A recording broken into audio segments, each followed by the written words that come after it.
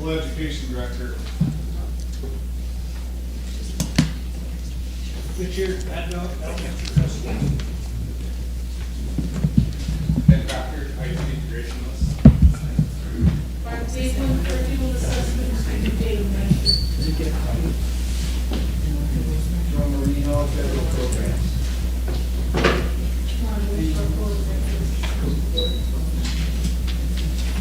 Jennifer Reed, federal program. And meter charge, maintenance director. Good morning. Go to the first slide. The first slide just shows our current board membership right now, and our student rep, our employee rep, and our tribal ed rep.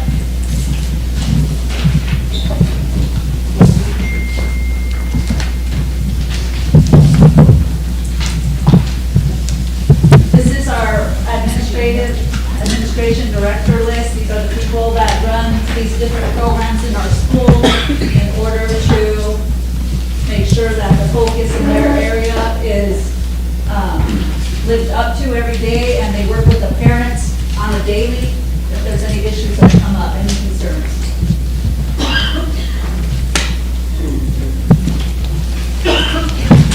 Ray Lenderson. Council, Mr. Underman, the Resources Department. Under my direction is Sarah Heritage, the benefits coordinator. She does the medical, dental, sign up. She does the 401k stuff, certificates of retirement, and we just hired my new assistant here running there maybe a month ago. She's on as a assistant. Right now, we have 183 employees.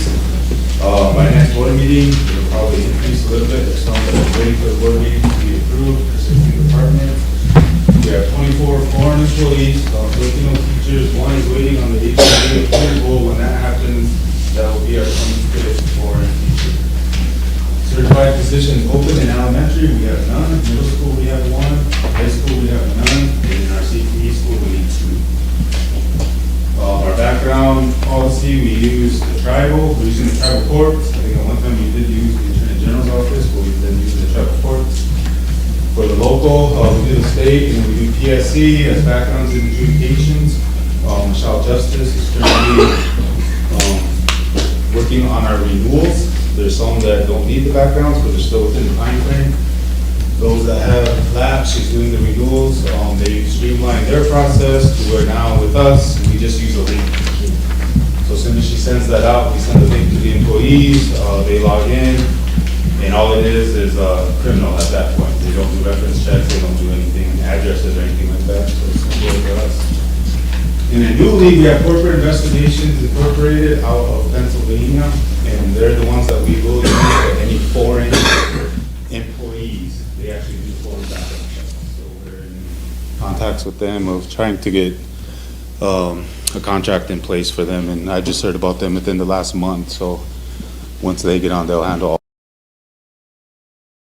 Anything done overseas, they'll be able to get that information to us. Any questions, comments? I know it's kind of vague. We had one slide to work with, so. Yes. How is it going, trying to recruit locally and turn these guys? So right now, to be honest, we've reached out to SGU, we've asked, we've even had MOUs. 3 years ago, there was one that was so we could use their graduates at our school. They could do their student teaching, and then at that point, they could be offered a contract. So we went back after COVID and all that. Everybody who was on the paper that signed didn't recall signing it. So, I mean, just to be honest, we don't have a relationship with SGU, especially the education department. So I've gone from Nebraska, every college in South Dakota, as far as Dickinson, North Dakota, to Bismarck, Sioux Falls area, Aberdeen, Sioux City, Iowa, Lincoln, Omaha.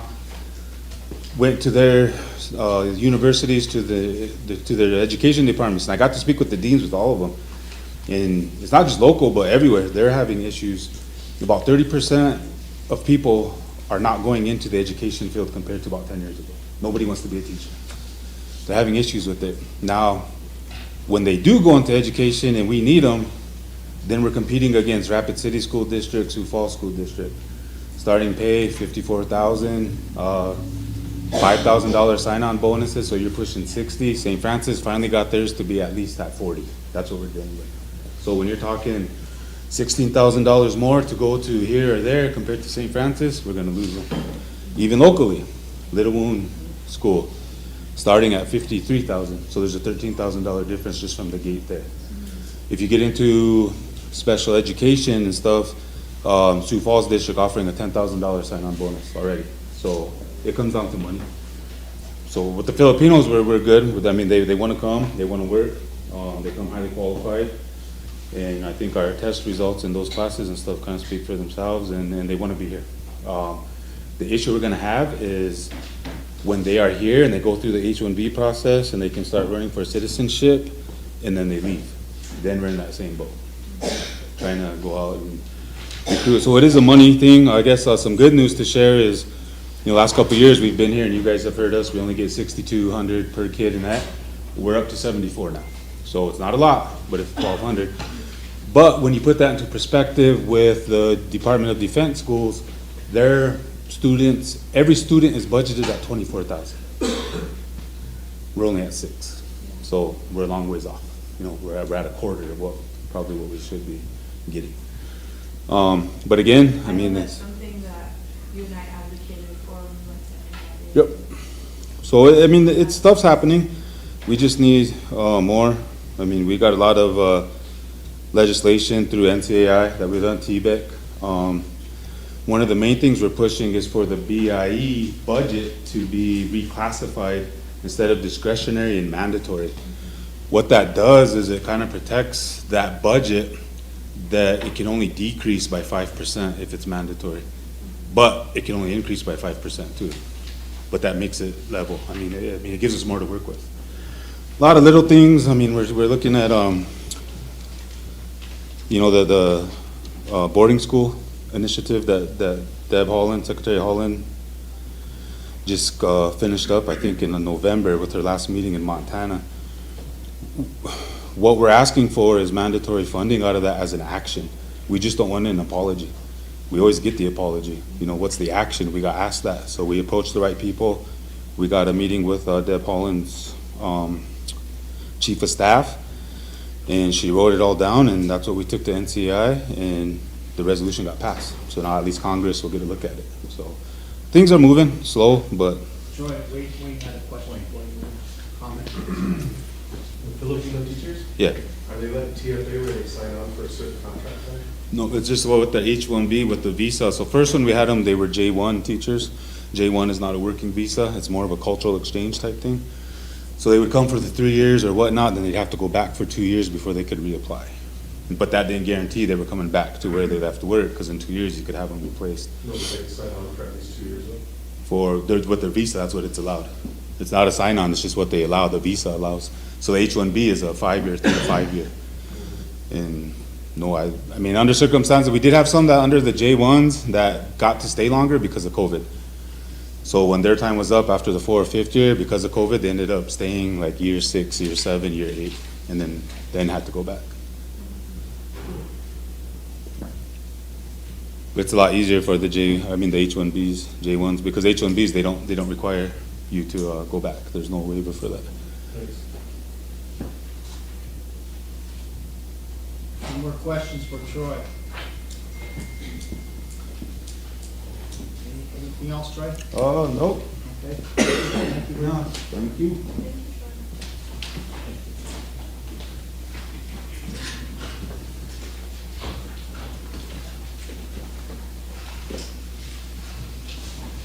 This is just a copy of our accreditation. We're accredited through the South Dakota Department of Ed.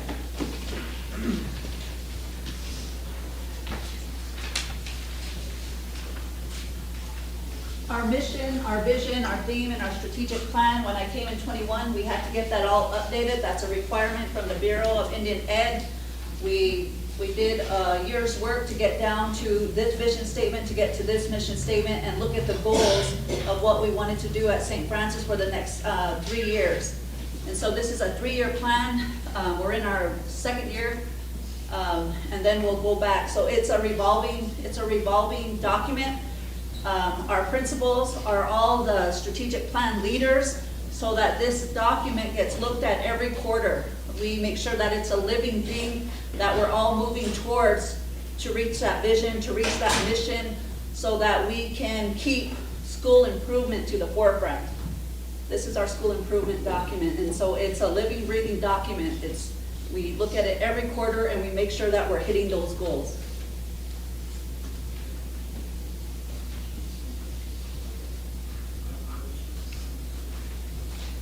Barb. This is a small slide that would give you the statistics about the instructional hours. We now have, this year, on our calendar, we have 1,239 instructional hours built into our calendar. And on the right side, you see the requirements, the BIE and the state requirements, and we are above their requirements in instructional hours. Next slide. It's 1, 2.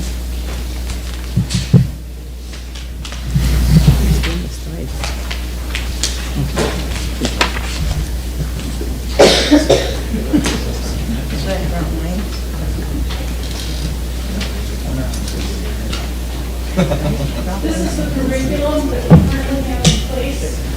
Across the board, when Jenny took over, we completely replaced all the old curriculum. There were many places, classrooms that were missing textbooks. And so the priority of the money that we expended, that we had, was spent on replacing all of the curriculum K-12. And we're putting Mifflin across the board for the core and McGraw-Hill in some of the areas to fill in science and social studies. Next slide. High school curriculum includes, again, this was all replaced, it was all brand new. We replaced all of it. And again, Hook Mifflin, Ralph Hill, and Glen Colfer Health. This is the assessment that we're required to do. In the high school, grades 9 through 12, they do a platform called IXL. It's a diagnostic in reading and in math. It's formative. We do it 3 times a year to track growth. In grades K through 8, we do a platform called iReady, which again evaluates ELA and math. It's done actually 3 times a year, not twice a year. And we use it for formative information to see how much growth is being made. The weight of screening and access testing is required by BIE as needed, and that depends on the answers to the parent survey, language survey that come back to us. Our students do participate in the ACT testing. And then the BIE annual assessment is done in the springtime. It's summative for English, math, and science. And that is a Pearson product at this time. That's once a year it's required. Next slide.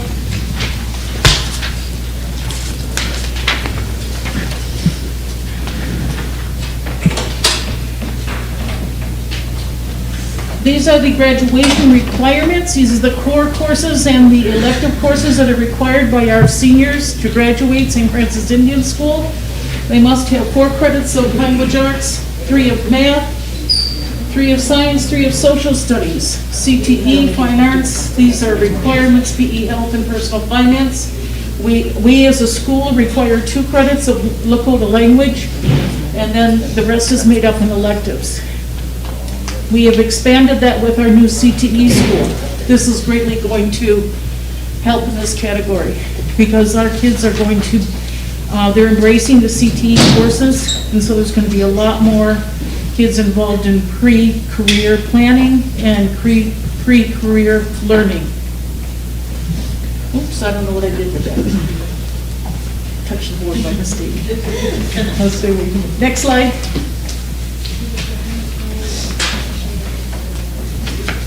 This is, by the way, we require 1 more credit than the state does. Barb, you have to touch that. What did I do? Okay, next slide. Bottom right This one? corner. Oh, okay, cool. I'll get it eventually. I'm old school, right? I'll eventually get this. Okay, so this is our current enrollment this year. 192 in elementary, 124 in middle school, 169 in high school. Of course, that fluctuates. We have 19 in the homebound FACE program and 33 children and adults in the FACE preschool. Well, these are our attendance rates as of November of '23.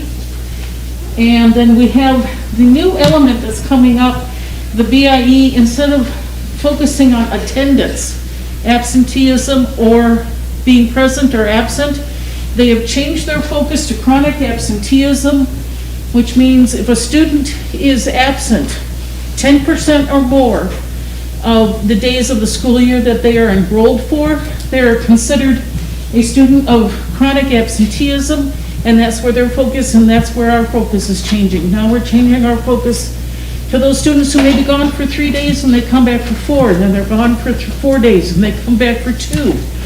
They don't qualify to be dropped at 10 days, but they have such bad absenteeism that it's seriously affecting their academics. And so this year, we've created a new team to address chronic absenteeism. We've talked to the tribal truancy department. We're working together to put new procedures in to handle this problem. The major behavior incidents from last year, including this year, are skipping class, tobacco usage, vaping is really, really high. Phone violations, using their personal phones inappropriately at the wrong times for the wrong reasons, and fighting. Our dropout rate at the high school last year was 7%, which is really, really very good. That's a very low dropout rate. Those are the students that simply go and never come back and never do anything else. We do track what happens, where they go, what they do. Graduation rate last year was 62%, which was up from the year before. And this is our assessment from 2021 to 2022-23. And we are up in all categories except for high school reading. We're facing the same challenge that all the schools have. It was that drop from COVID. Mm-hmm. We have 3 generations of children, 3rd grade, 4th grade, and 5th grade, who never had phonics, phonemic awareness, and now they're reaching middle elementary, lower middle school, and struggling to read. And that's what we're keyed on, is going back to the science of reading, going back to the basics of reading, taking our 3rd, 4th, 5th, and 6th graders back to phonics and phonemic awareness, because it's all those gaps from missing school from COVID. And I think that's it. Any questions? I have a question. So with all of our percentages and stuff, how do we compare to the rest of the nation? We're right where everybody is. Okay. I just read a report this morning how badly those 2 years off for COVID has affected students across the nation. We're not isolated in having these issues. Okay, and not just that, but like everything, the attendance and all of it. I don't know about the attendance and everything else, but I knew academics. Okay, thank you. I think we have the same attendance issues. Of course, we have the same attendance that county faces. We have the same student population. We have a lot of kids flipping back and forth between us and Todd County this year, which we're trying to control, but that's difficult. What are some of your, the school's solutions towards the chronic absenteeism? I know you talked about what your solutions are for the reading, which is really good. Thank you for that. But do you guys have any solutions for the chronic absenteeism High school and elementary and middle school, I believe, I'll let the principals address it, but they have started instituting programs to encourage students to stay in school, come to school, attend. I think the CTE high school is going to have a huge impact, so that kids have a purpose to come to school other than just learning math. But the principals, I know that they both have very active incentive programs, and I'll let them address that. Okay. You can ask that question. Thank you. I know it's working because the attendance is really not too bad. Any other questions? Alrighty, thank you for your time. Then you got what you Cindy, got. I just wanted to know if you guys are 4-day school? No, 5. 5, and Todd County's 4. Yeah. So it's hard for the kids when they go back and forth, or no? Yeah, they will go into a 4-day system when they go to Todd County, but when they come back to us, they're here for 5 days. And you just have to adjust it. Yeah. The understanding was, we don't want to lose that 1 day of instruction. Because there's that lapse when kids are gone for the weekend. And then Monday, it's like, we have to remember why we're in school. If it's 3 days, it's even a bigger gap. So you The graduation rate for the nation is 87. Thank you. Tomorrow. And thank you. Okay, thanks. Good morning. For special education, we have 7 staff. 6 of them are Filipino teachers, or actually 5 are Filipino teachers and then 2 from here. We have 16 support staff, they're paraeducators, 2 counselors. We still need a social worker in the program. We can't find one at this time. There's 98 students, K-12, in the special education program. Our budget is $2,595,817, because that's what we get for the special education program for the children. Related services, what we provide is speech language pathology. We have the person on contract with an aide. They come 4 times a week. We have about 60 children in communication, speech communication. Occupational therapy, physical therapy, counseling services, interpreting services. We have an interpreter that does sign language for students that's online. They don't come here to the school, but they are online. And then the South Dakota Drop Program, they come into St. Francis and work with our students twice a month. We have orientation and mobility services for any student that's blind. We don't have one at this time, but we did in the past. Parent counseling and training, we offer that. Psychological services, recreational services, transition services, social work services, and transportation services. Some of our programs, we have a Let's Go Learn program, which is a diagnostic program for the students with disabilities, and that's for reading and math. We have Insights to Behavior, which is a behavior management program. Able Space is the student progress monitoring. That monitors their goals, their education goals. We just purchased Reflex Math, which is a math facts program, and it's more of a game type. Asalis is a credit recovery program, and then we have Goal Book for the teachers, so they can help them with their instructional design. On the bottom there, it's really tiny to read, but those are the goals and objectives of our special education program. To ensure that students with disabilities are provided access to the general education curriculum and extracurricular activities in the regular education setting to the maximum extent possible with assistive support. Ensure participation of all students with disabilities in VIE school systems and alternative assessments. Ensure compliance with the state and federal regulations regarding students' annual IEPs, reevaluation procedures, and periodic program updates. Using state and federal guidelines to maintain timely procedures for the identification process of students suspected of having disabilities. Promote collaboration practices across educational settings between regular staff, special educators, and related service providers. Maintain a constant effort towards continued staff development on current educational trends and educational issues. Support and facilitate parent involvement, participation in the special education process. Ensure participation in and dissemination of information concerning the transition process for students with disabilities and their parents. And collaboration with local, state, and community agencies to establish, implement, and maintain local interagency planning of programs for students with disabilities. And there's a lot more that goes with special education, but I couldn't fit it on that, on that one slide. Do you have any questions, or? Any questions for Dana? Go ahead, Cindy. Do you guys have a resource room? Do you have, how many students do you have there? Yeah, we have 98 students that receive special education services. Majority of them all go into the resource room.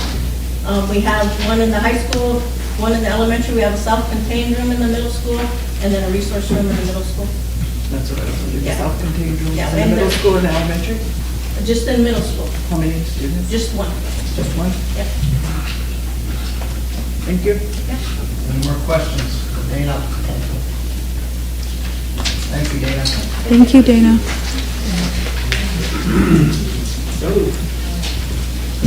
G7 teachers. Before I get started, I'd like to make a motion for another stimulus.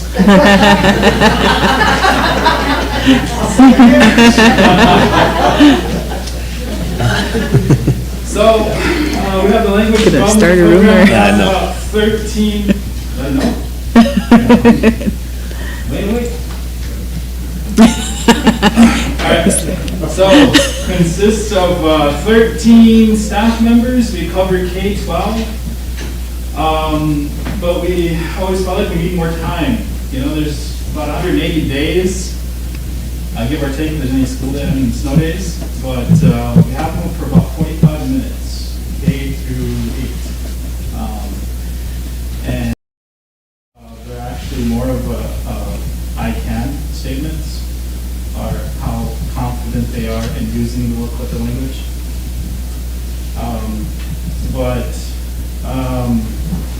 Aside from that, it's it's challenging some days, but it's worth it.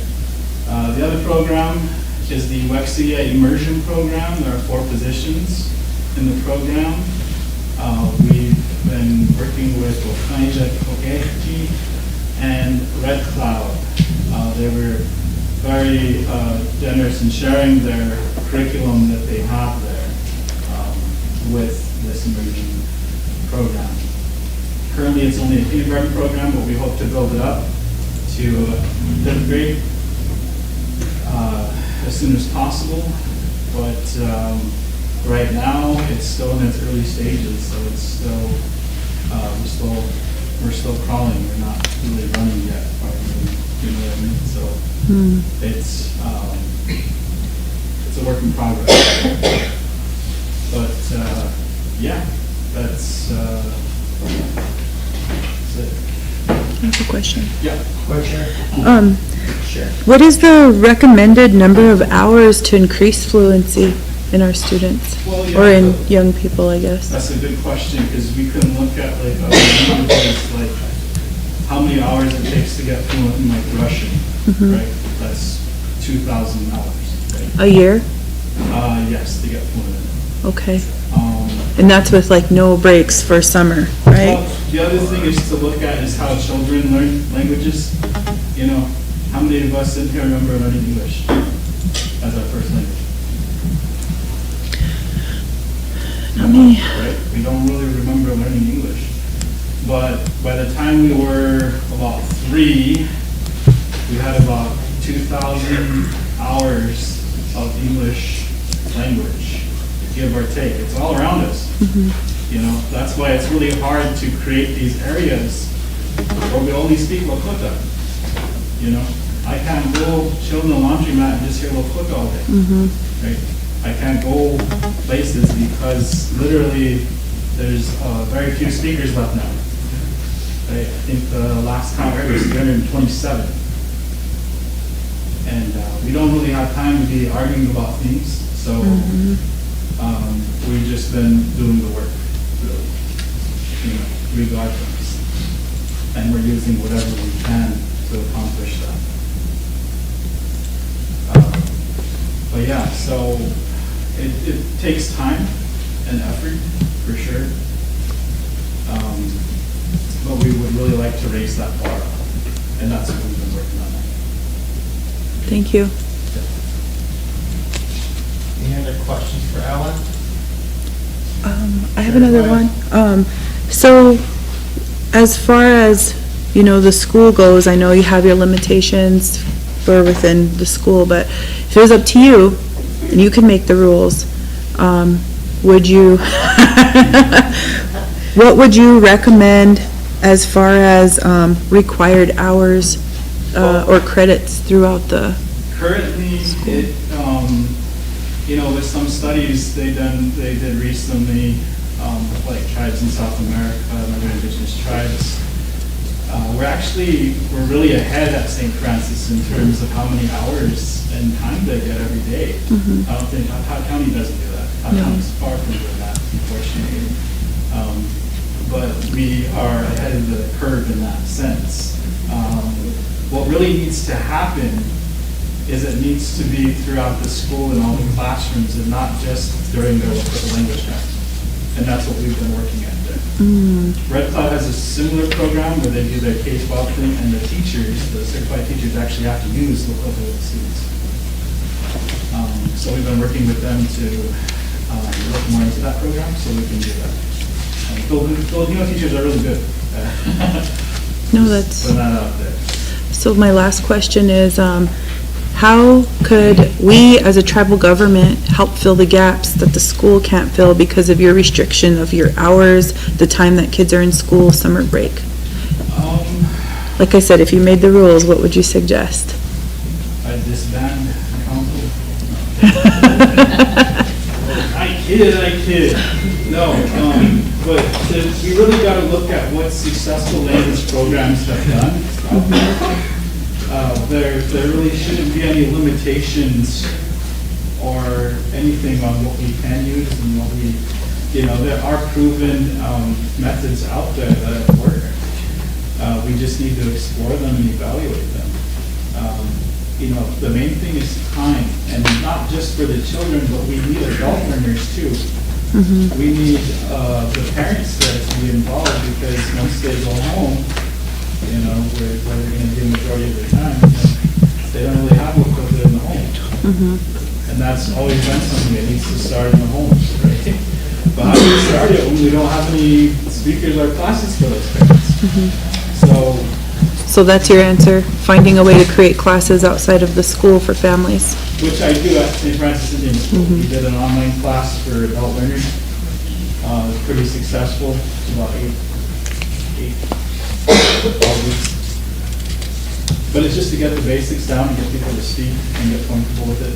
You know, your mind does change, your mindset, the way you think when you start learning a program. So it's very interesting. Martin, do you have a comment? We get a portion of our money for language development. That's what funds balanced program. We are forced under law to spend part of that money to support the instruction of English language. She's absolutely right. They did change some things this year. They didn't change it. They put somebody in place who's interpreting it Yes. that way.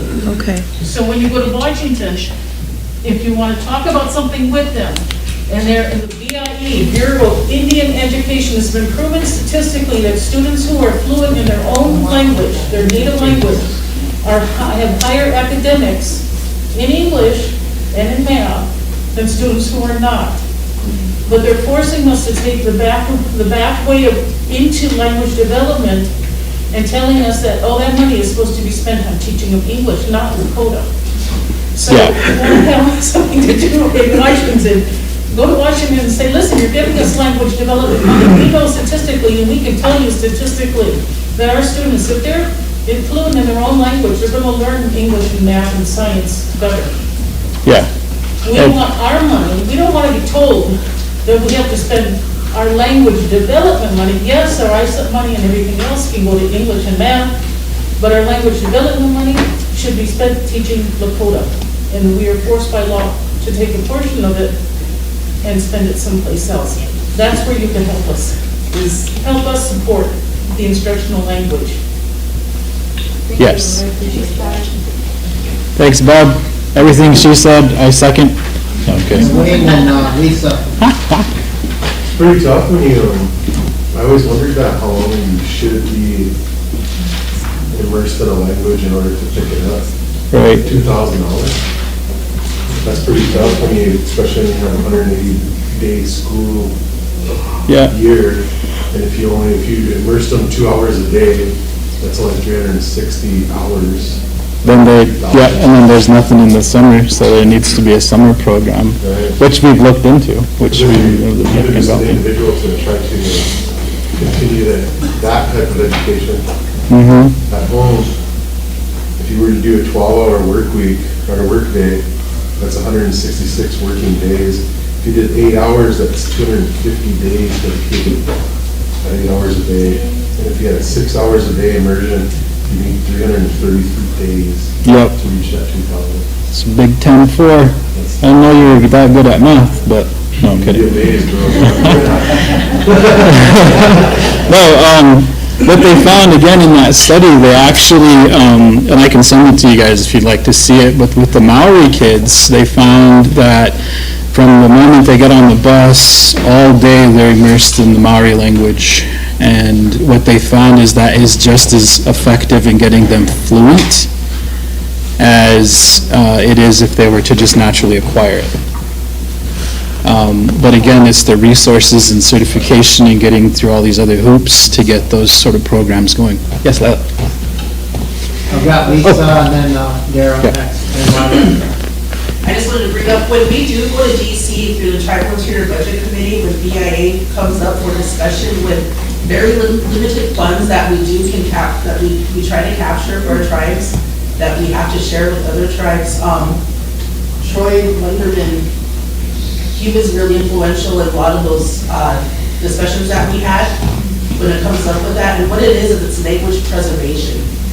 And with the language preservation funds that we can get to go out into our schools, our BIA-funded schools, but I think we as a tribe, within each one of our communities, need to encourage our young ones to do that, to extend it outside of just the classroom, like you said. Right. And, but what we gotta do is preserve our language.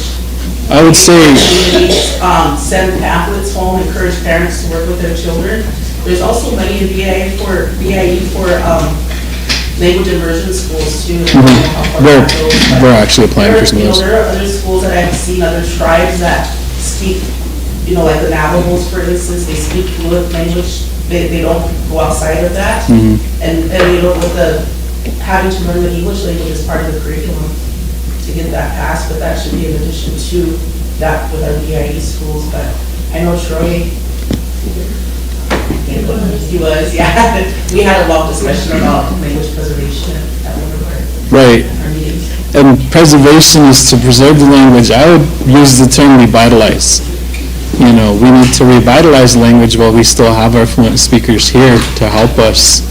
We don't want to end up in a situation where we only have 3 or 4 speakers left and we're still arguing about all these other things. If you want to change the word on it, but that's just how BIE addresses it. Yeah, I would think, So, right. it's something that we strongly feel we need to take it up there and we strongly encourage that. Yeah. Do that in that way. Sure.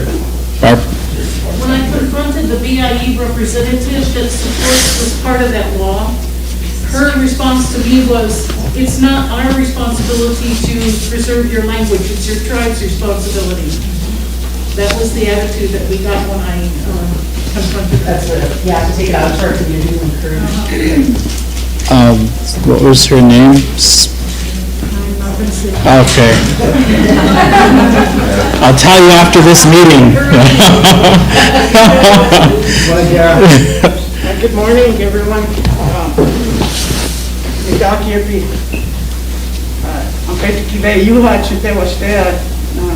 We chose on it.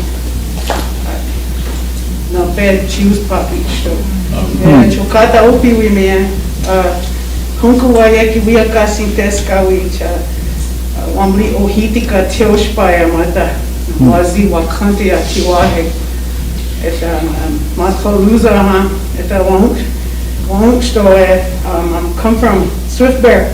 I'm part of the High Pine family of the Brave Eagle extended family. Oglala Makoje. And we're here talking about this language, and I just can't help but think about a lot of things that are said concerning the Māoris, especially from New Zealand. What they did was they sued the Queen, they sued the Crown, and they won so many millions of dollars, and they went and they bought every educational institution on their homeland. So every university down to Head Start, they owned it, and they made rules where the language was enforced over English because it was the English monarchy that came in and took it away from them. So, you know, I remember in my undergraduate, Dona, years ago, having to take Lakota language as a, you know, to get out of school. And there was, I think, 11 of us in there, and out of the 11, 7 of us had Lakota in our home from birth, and it was still spoken every day. So our instructor, he said, do you guys want to learn from this book, or do you want to speak it? And so we chose to speak it. We just chose to listen. And that's how I look at our languages. You have to, you know, when my unchis were around that table, I was very fortunate. I didn't really get kicked out too much because I was groomed to sit here at this table. And so I got to sit in with my grandmothers. And what I didn't understand, I asked them, you know, what are you talking about, you know? You know, just little questions that I would ask. And so they would repeat it to me. So repetition is a big part of language. And one thing that I noticed is that they keep pushing orthographies, all these different arguments about our language. But in our language, it's so powerful that there wasn't really words to fight around with. So it's like, you know, we're kind of dancing around subjects. And if you're gonna be putting orthographies on people, at least know how to pronounce those words that you're implementing, you know what I mean? Because it's one thing to say, oh, you gotta use this way to speak, and then you're not even saying the word right, you know what I mean? And that, to an elder, will make them laugh. But in today's society, you laugh at someone, they're gonna try to fight you. Now for me, I moved to Arizona, I lived there my whole 20s. No, only Diné speakers down there. Come home, looked at our tribal nursing home, 85% Lakota. And my Lakota was as rusty as how I feel every morning when I get out of bed. And I used to get laughed at. Jeez, I'd say nasty things, I'd say crazy things, but I was still trying to hang in there. And they let me have that opportunity to make a mistake. And after they laughed, they corrected me. You know, that's part of learning. So you gotta learn how to laugh at yourself. And one thing about this Lakota language, if you can't laugh at yourself, you got no business trying to fight over it, you know what I mean? So it's like, this school, I used to teach there, I sat in for an instructor when she passed away. I taught Lakota history and culture at St. Francis.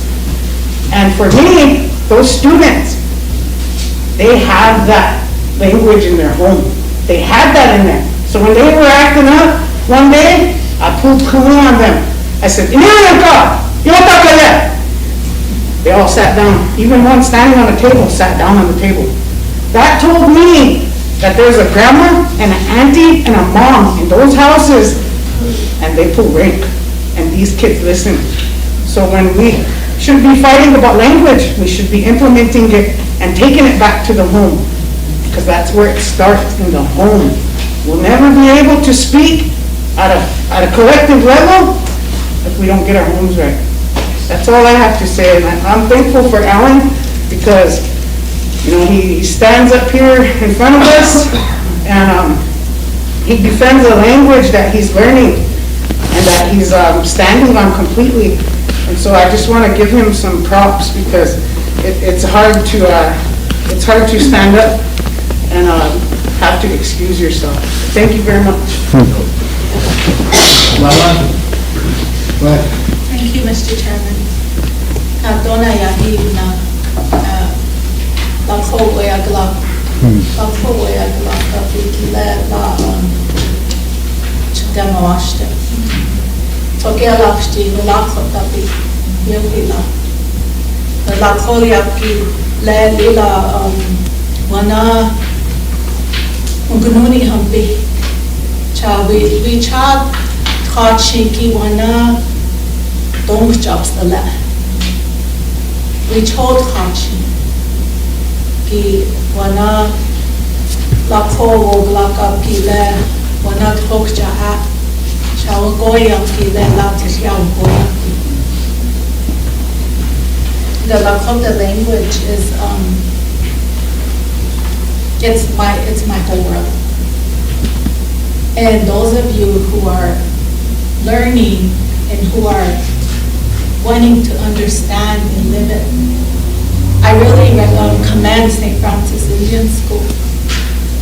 Through our years of going to school there, and to the years now of this new generation, because I worked there for 15 months.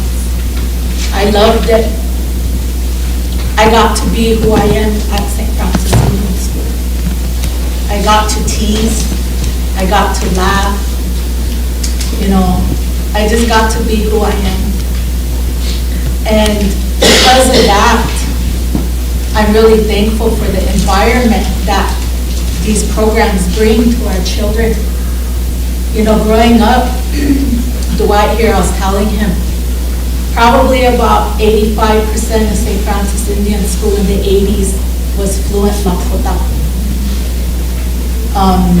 And back then, you know, we had about 100%, all our para-educators, they were all Lakota. Clarence Tuibo, even our janitors, our support staff, our cooks, they were all Lakota speakers. What a gift that we had in the school.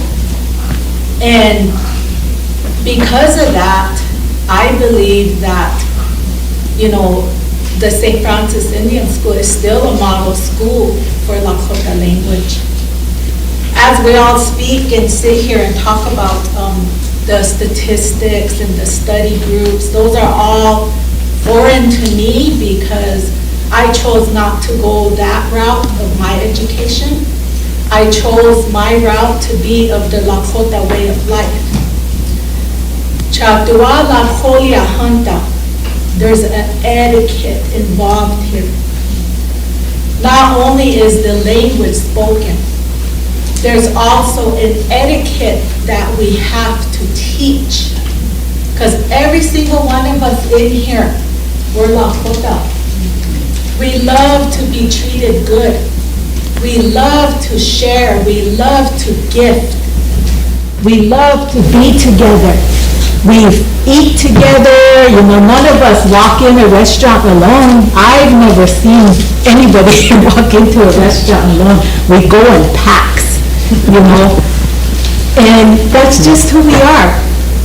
But, you know, I've also wanted to talk about that portion of it because you can have the Lakota language here, but if you don't have the etiquette, we're not going to get too far. So, you know, what this Wexuya program in St. Francis, I encourage this council here and whoever can take some time to go over there and see what they're doing.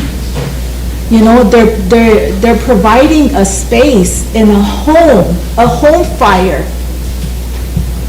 St. Francis has a fire in that home of the school where the Lakota language is just, it flows. The teachers there, you know, even the support staff, whatever, they make spirit plate and they pray with it and they take it out. All those are the etiquette of the Lakota language. As my colleague, Jacqueline Shidera was talking, that's what she's getting at. So, you know, and I've seen, I want to commend Mr. Ben Blackbear Jr. because he comes into the school there and, you know, we still have those type of leaders. The language men, we have Lexi Victor, we have Uncle Dwayne, we have all these teachers that we as a tribe should utilize so we can become stronger. And the reason why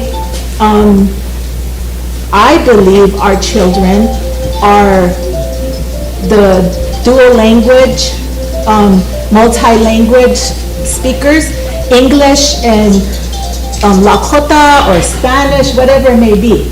They tried to teach us Latin. I couldn't get it. I could get the prayer, but I couldn't get the language because we had to learn a Latin prayer. But I believe that with that comes emotional intelligence. Emotional intelligence, when we switch that in our brain, Wow, that is amazing. Our language lives.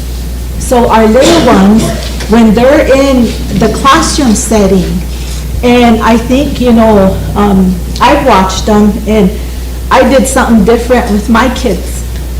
I tried something different with my own children.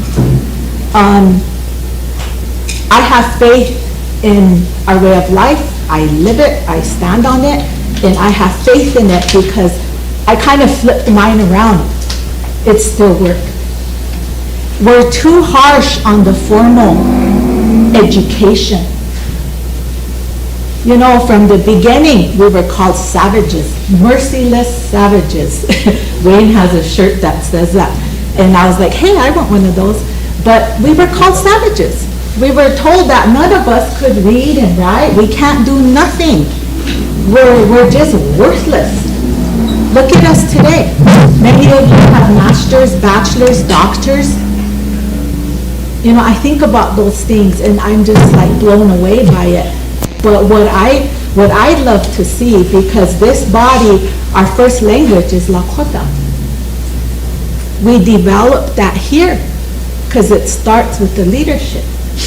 And that the etiquette is very important as well. It's just as important as speaking that. And I went to, I can't remember, there was they give out flyers and stuff. I think it was at the school, Ellen, where you had the, remember all the kinship? You guys had those written out.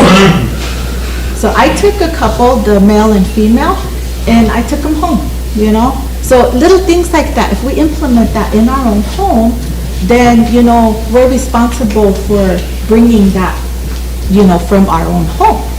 But I see the little ones, these little bitty guys, man, they just soak it up, and they're so cute when they're interacting. Because our language is gentle. Our language is emphasis, and our language is about emotional intelligence. That's what it's called today.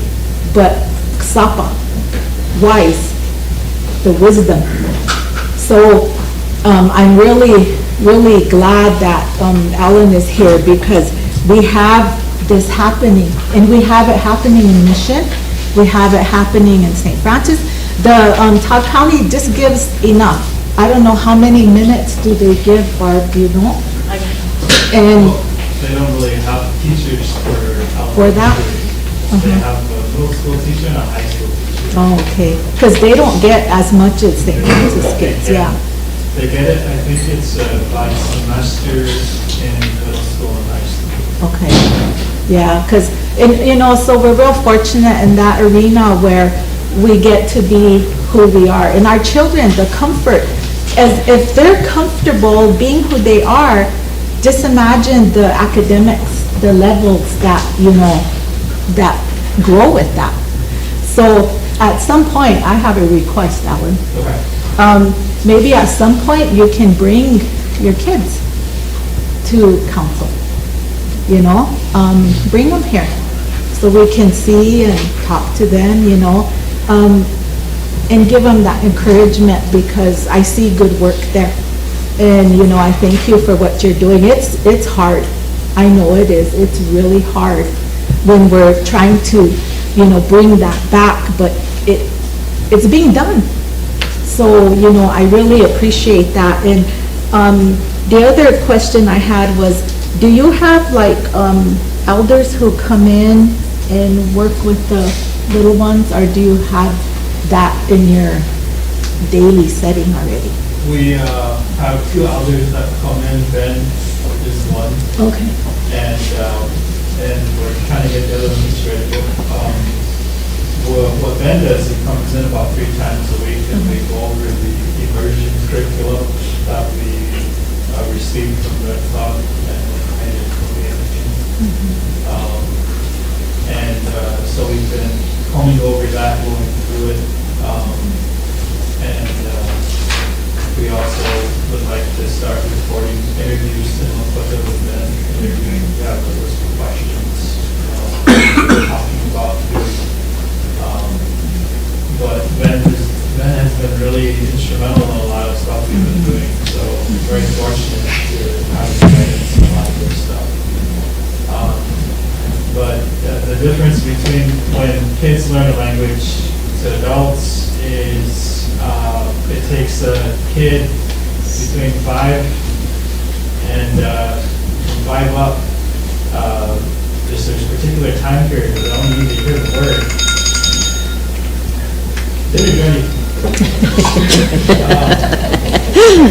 And they only need to hear the word about 5 times. 3 to 5 times the name.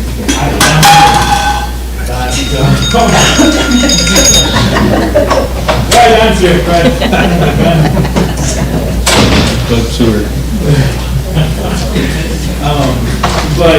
So kids will learn a new word in a language, they need to hear it about 3 to about 5 times, right?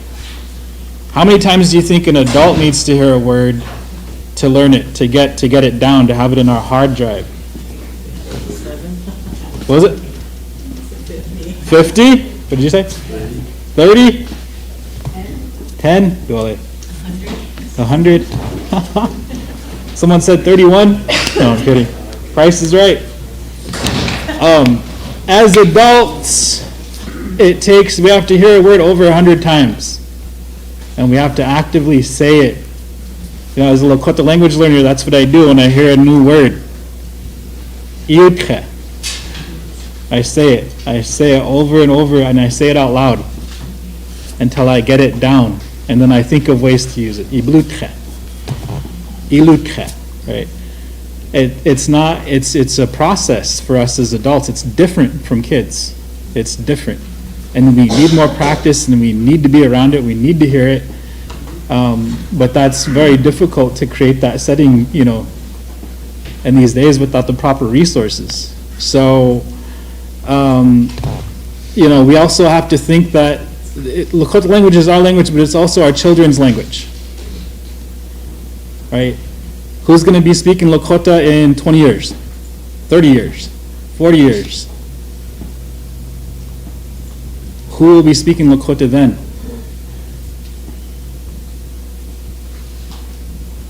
That's something, and then, you know, I want to be able to look back in 20, 30, 40 years and say that I did all that I could to help the Lakota language. So I encourage you all to do that as well. The other thing was, you know, we can go on and on about this. We can. There's a lot of points here, you know. But just for an example, right? You want to ask how many letters are in the English alphabet? Anyone know? 26. 26. He is right. 26 letters in the English alphabet. How many sounds are in English? Phonemes.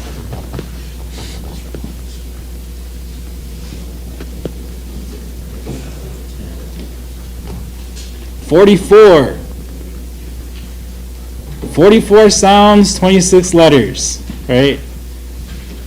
English combines a lot of its letters to make words. We still argue about how English is spelled. They have what they call grammar Nazis, right? So I guess the thing I'm trying to get at is, you know, how many sounds does Lakota have? If we look at all the languages in the world and we combine them, there's about 900 sounds from all combined languages. From this, each language pulls an average of about 32 sounds from all those sounds. Okay? English has 44. How many do you think Lakota have?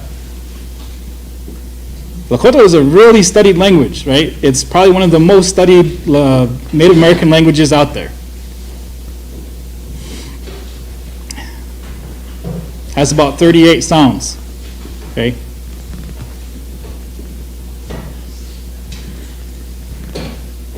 And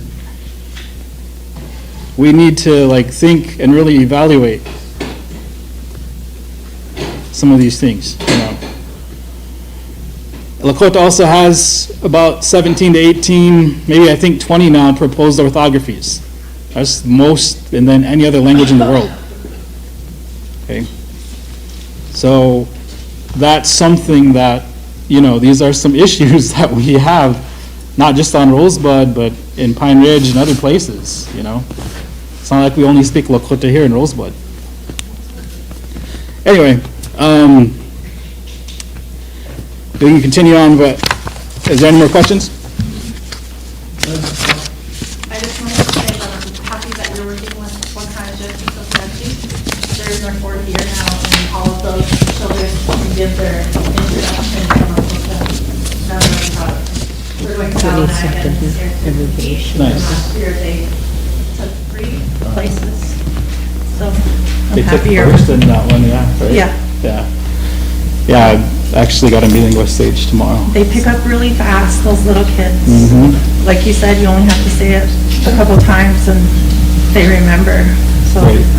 I'm glad you're starting and working with them too.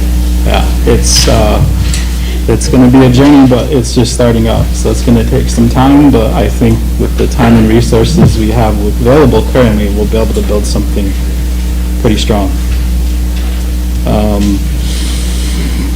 Great.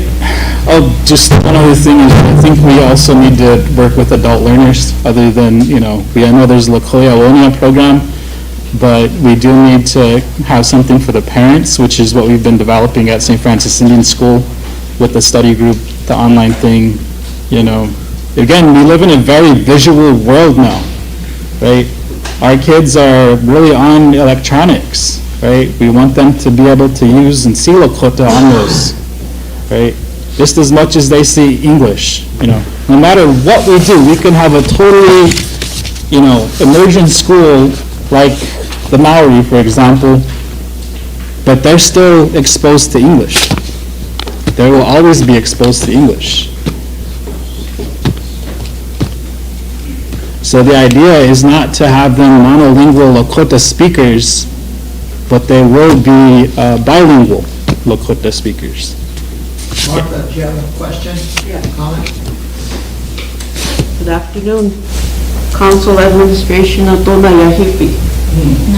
Wokira Ba Yahipi. Le Woyu Rewa Ichu Rikte. Lakota teacher Hinicha. Shakatakwe. Wonspe Wakaja Wonspe Kinalana. Takwe Filipinos Chahina. Wakaja Kilena Wonspe Chakabe. Doshke Filipino Lena. La Ukha la Kol Woglakaba. Dwahina speech Chakara. Na Takwe Hina. Wakaja Kilena Wonspe Chakabe. Hechuna Huha. Le Woyuhe wa huge, Hechu Ichuhe. Takwe Ashna. Iglishtam Chan. Let to Kte to Gash Hechupe. Takul Iwogala Tap Chan. Corner Kta Inajim Nashna. Iwogala Tapi. Nishtwa a Iapi. You Kahechak to Ijalena. Troka ya ahi la kol ons be chakem hechun gel ash na khoha ija take corner tak kinajim nashna o hecha ainam inajim nashna tapu oglata hena amachet kya washitria translate ye chakem hata ogno ogafni gnish Dakche Iwogala Gabhetina, Oguna Wakaja Kilena Ogachmiko. Ash Hechukni, Wakaja Hoch, Kim Nashna, Ogalakam Nashna. Hena Taku Wogalaka Bashuch Ogachmika Shnikia. Sa Isha He Woyimche. Ish Taku He Oguna Avenina. Abelezimte. o tehi ke leha la kota bukla paki. Wanita awana, oiksita. Lel you hani and gapki na you halak hoti yapka. Oi hankang icha. Hani lele gapka. Ashley hal wanita. Leha jola lo ya kaki lakonia. Sa ishe na wayukta cha. Helka hogiwa. O pilame.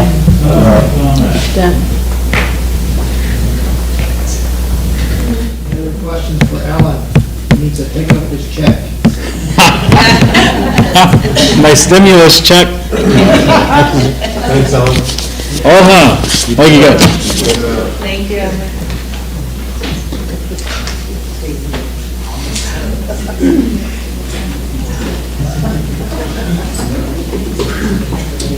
She's gonna open with the song. Don't be jealous.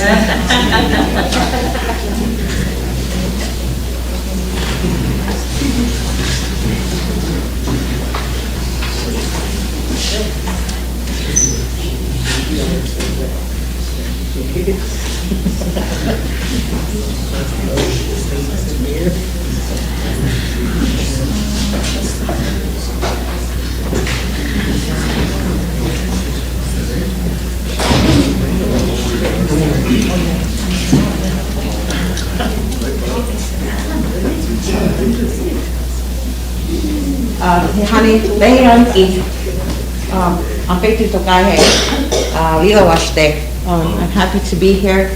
I've been part of the St. Francis Indian School for many years. I call myself a jack of all trades. I've taught 3rd through 12th grade in social studies, and I have been given a great opportunity to be the gifted and talented director. And as you can see, there's many regulations in order to be in the program. I'd like to speak from this presentation that we service over 100 kids. It is based on tests that they qualify for leadership and academic and art and math. I mean, there's just different qualities that the students possess, from music to drama. The school provides different activities for our students to learn. Our leadership kids just recently went to the elderly program in White River for our seniors, and we did arts and craft and we did bingo with them. So we want to get them out in the community.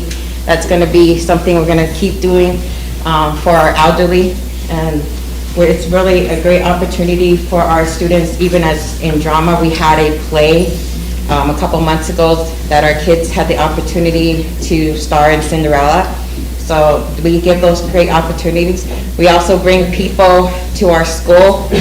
We brought a Lakota singer. She's an artist, a musician from the Pine Ridge Reservation, and she's up and coming.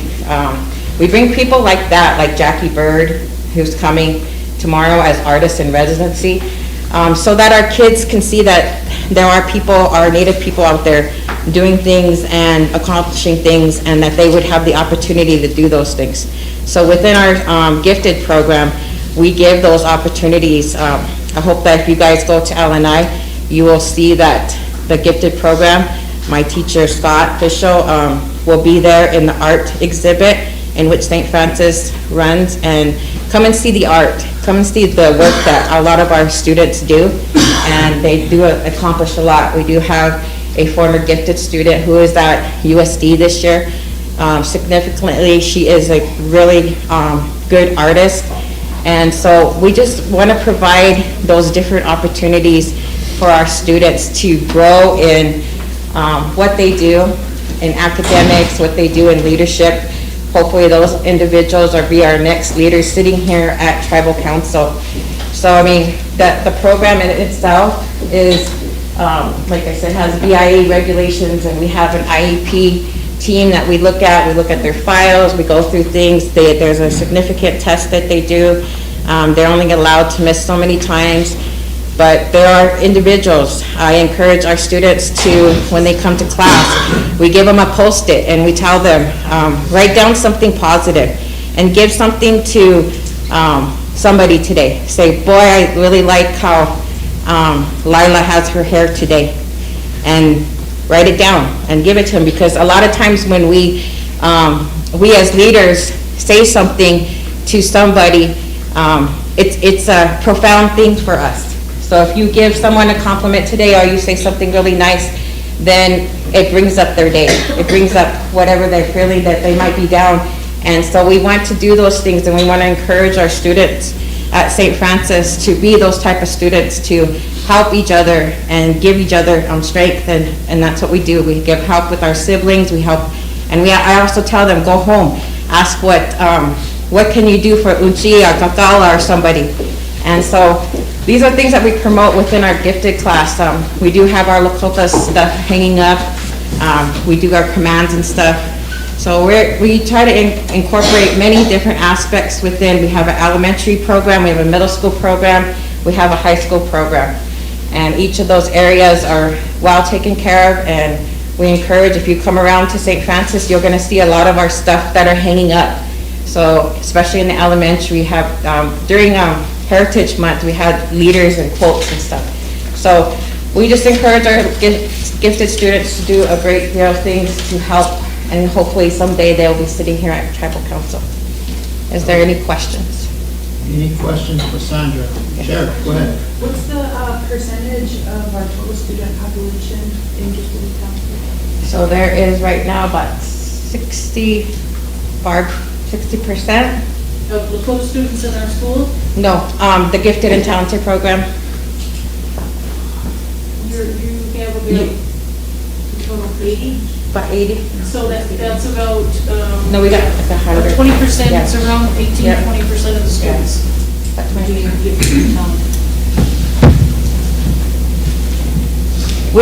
We encourage students and we nominate students, but the BIE has a regulation, like if you have so many students per the population, then we'll get audited. So we got audited last year, and we'll probably get audited again, because we do encourage more students to join the program. Yeah, I was reading the CFR, only Yep. lost 15%. Yep. So because we're above that, we'll get audited again. Okay. Yep. But we encourage it, though. Thank you, Sandra. Okay, thank you.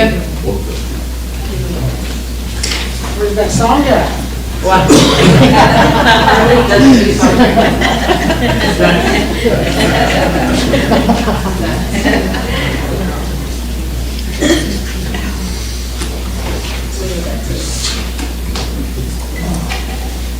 afternoon, everybody.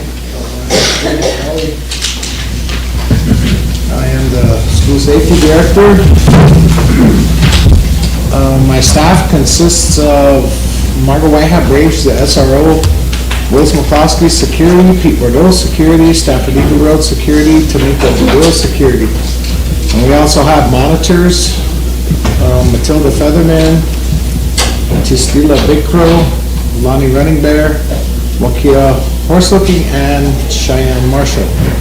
Our ground security consists of Roy Rubidoo and Roger Rother Jr. Those two gentlemen work after hours, 4 p.m.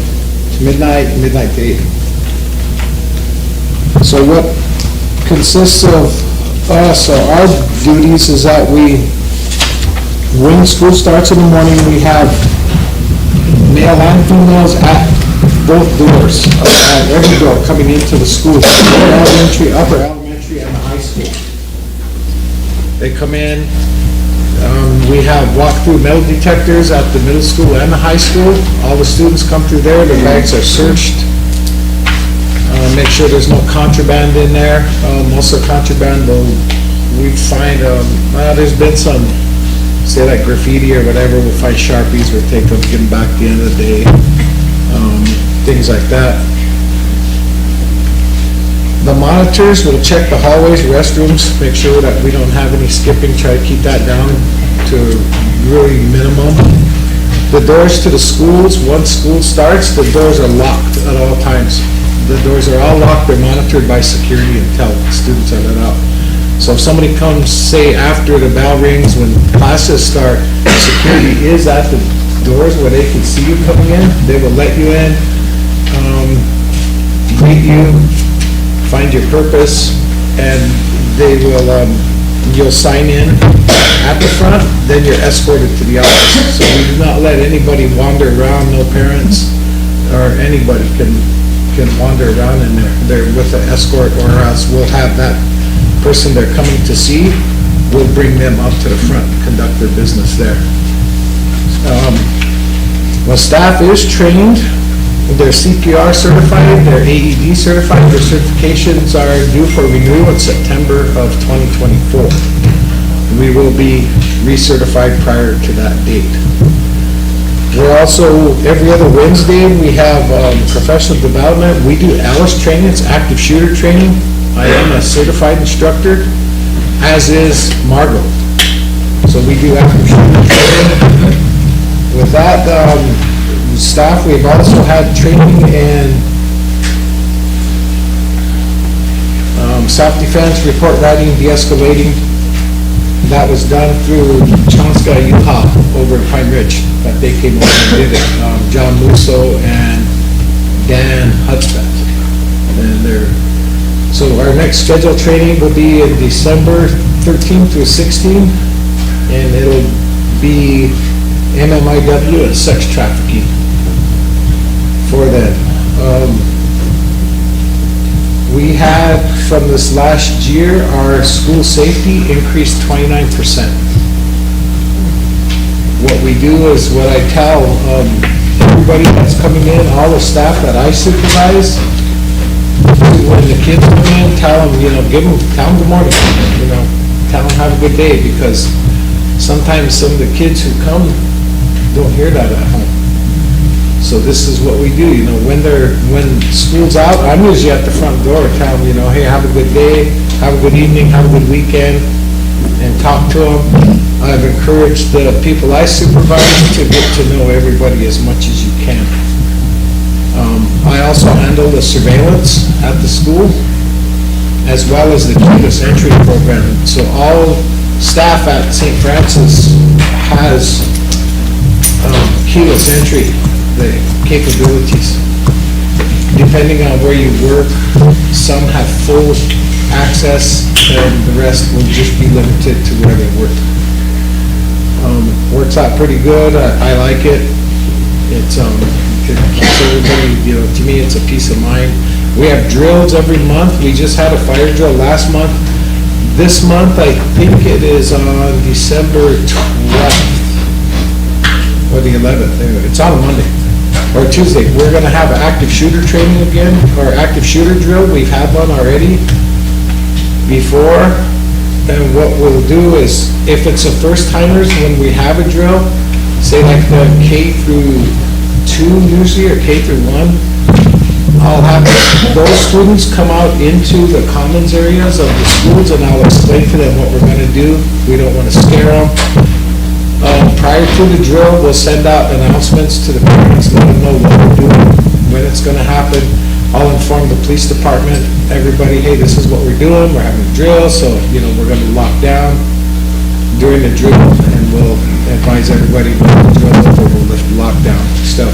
I explained to the kids what's going to happen. This past spring, I guess, we had tornado drill, and we had all the young ones at the high school and let them watch the older ones, how they shelter and stuff. It didn't, so we didn't scare them. So this year, they'll be a part of it. It seems to go pretty good over there. We stay busy. I mean,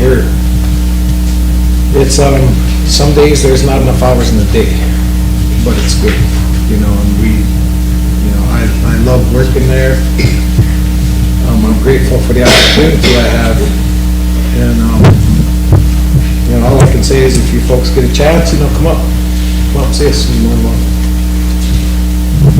Any questions?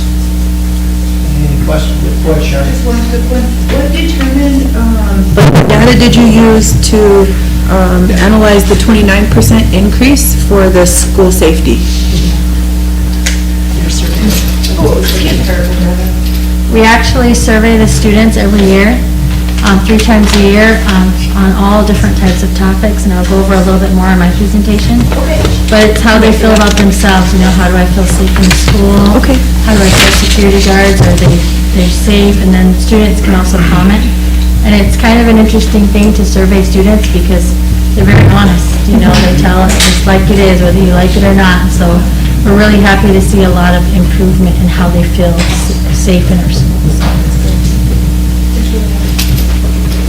I was just wondering if you had any surveillance footage of Sister No Head.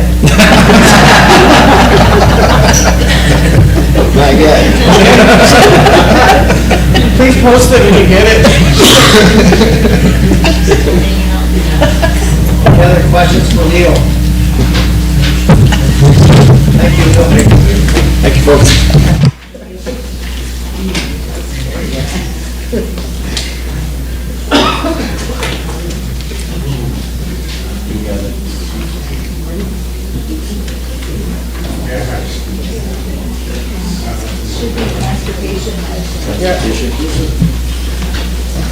Good afternoon, Brenda Kingmark, I'm the Transportation Director.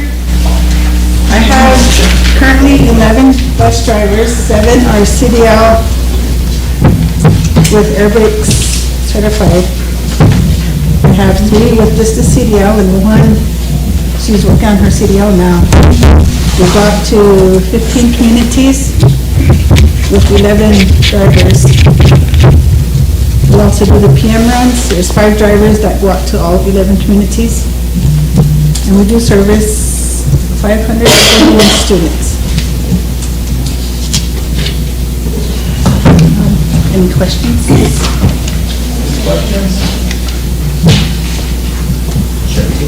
Sure, go ahead. Are you having trouble recruiting drivers? No. We have 1 position open right now. Okay. So if you know anybody. Okay. Yeah. That's a new word. Thank you. Thank you. Thank you.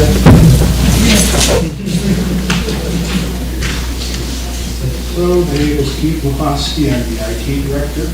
And a little bit about the school's infrastructure. We have 1 gigabyte of bandwidth.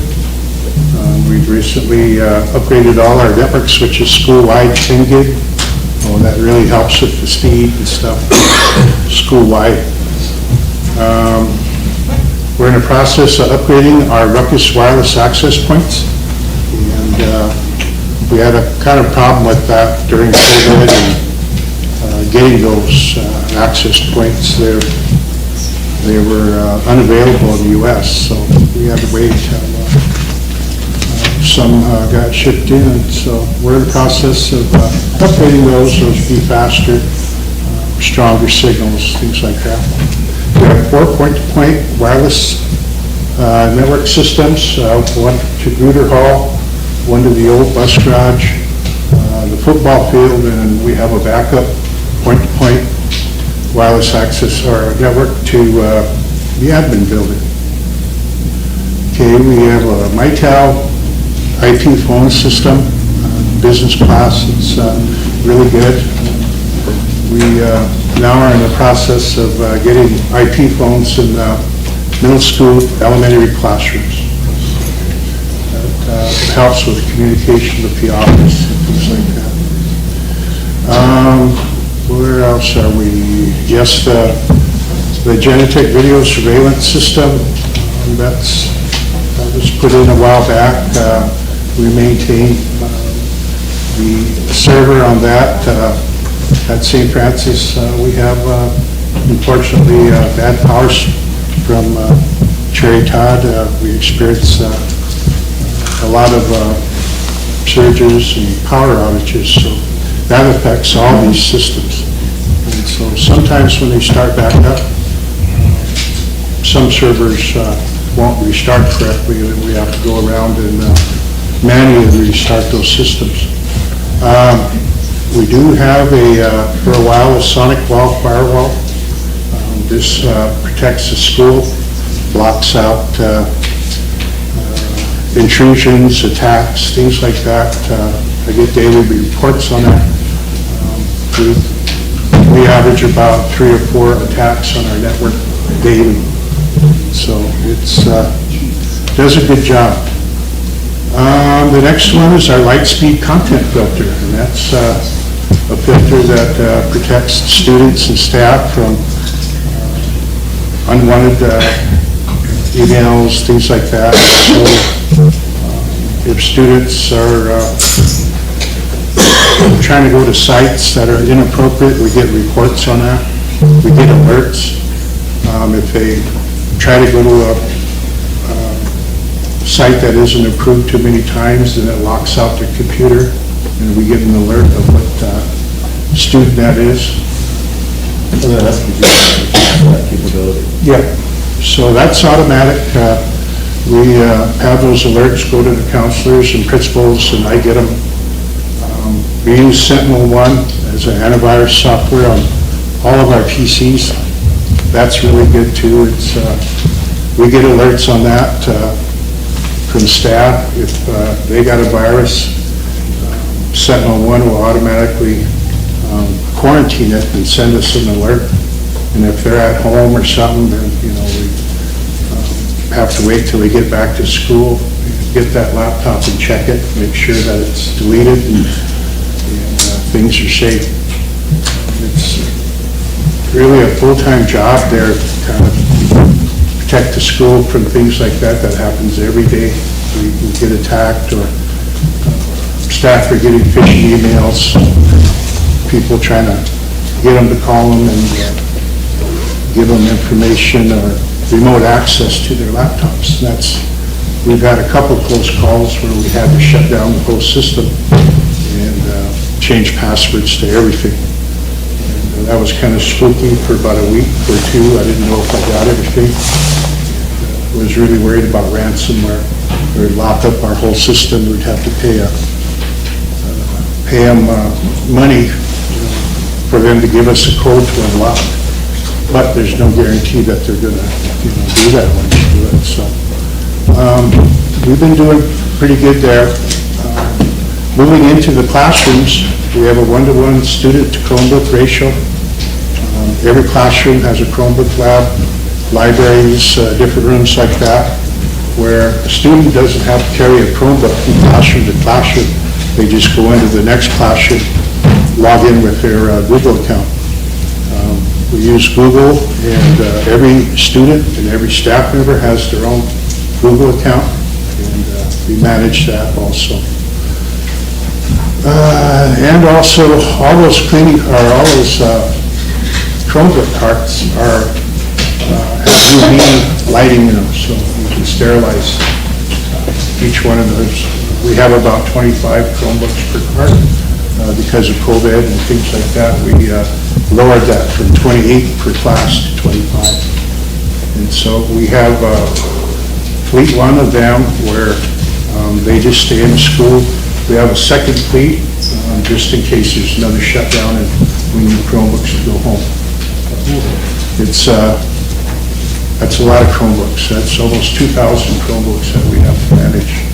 And then also the PCs, laptops, desktops, and all our staff too. So it gets really hectic sometimes to keep up.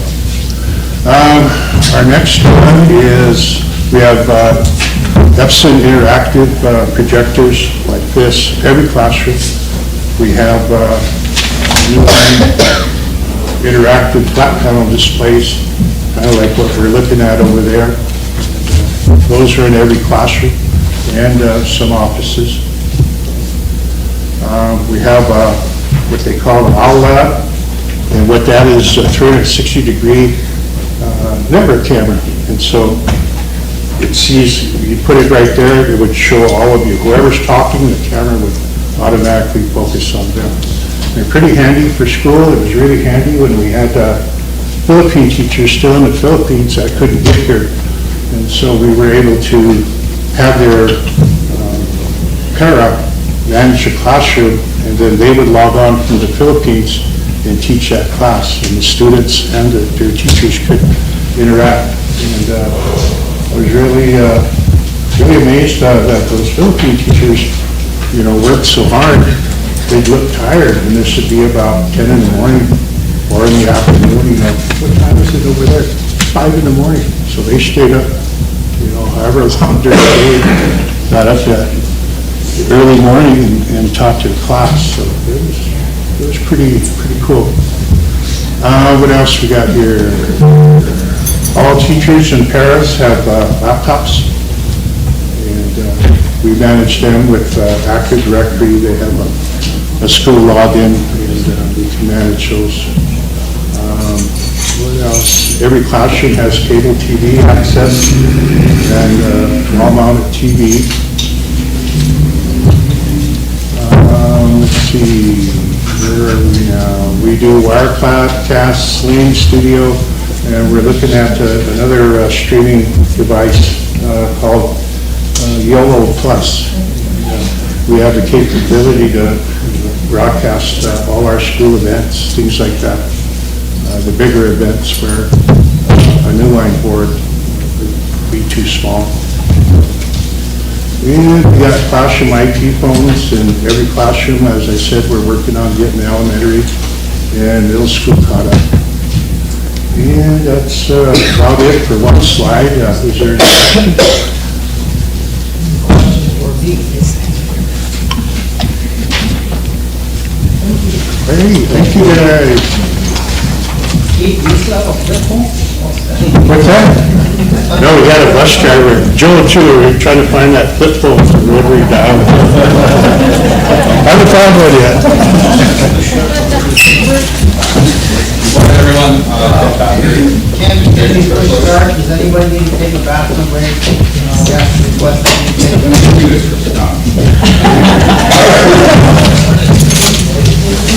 10 minutes? 10 minutes for a bathroom break? Great council.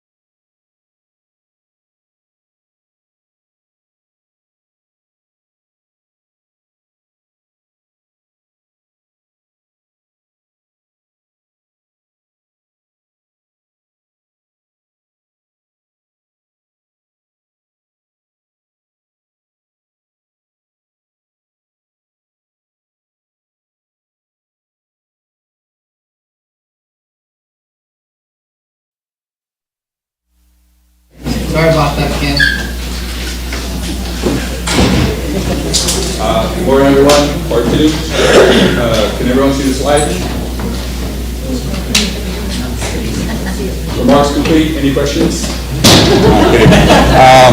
I'm the integrationist at St. Francis Senior School, which means I teach the staff in order how to use the software that pertains to them.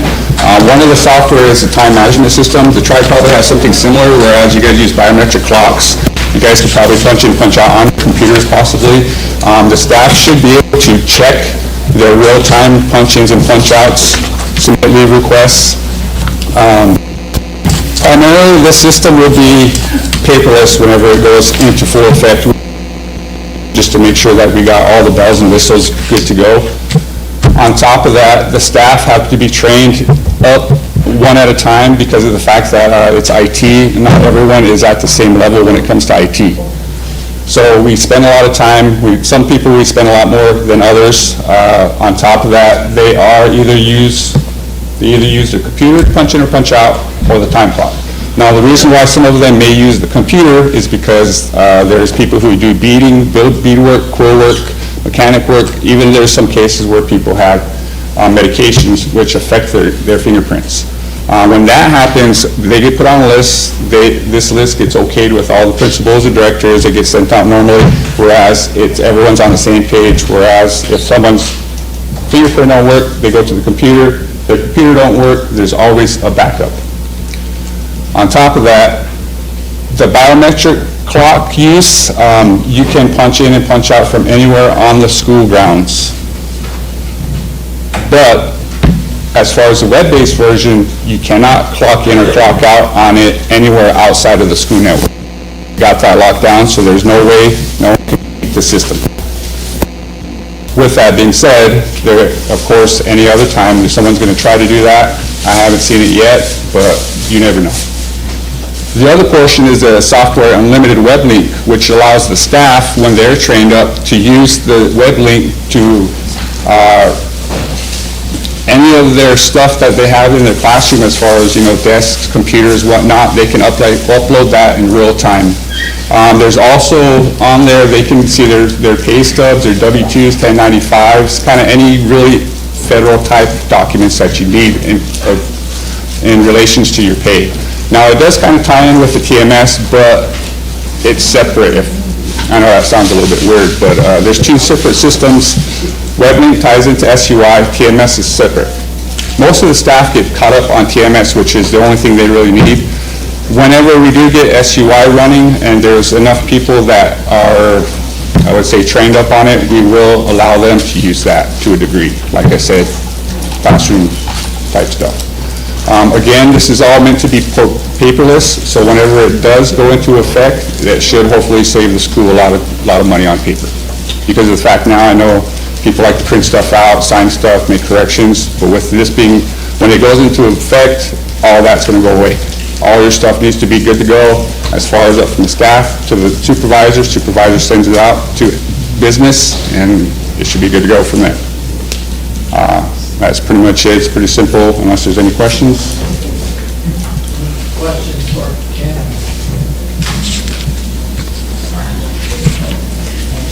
Okay, thank you, Ken.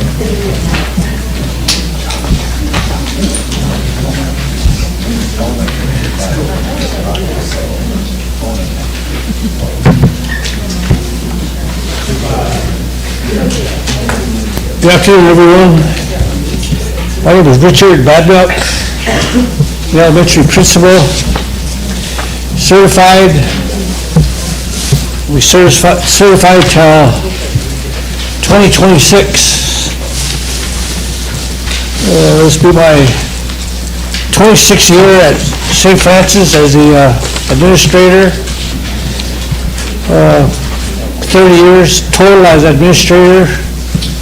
Started out in Fort Totten, North Dakota, American Horse School in Porcupine.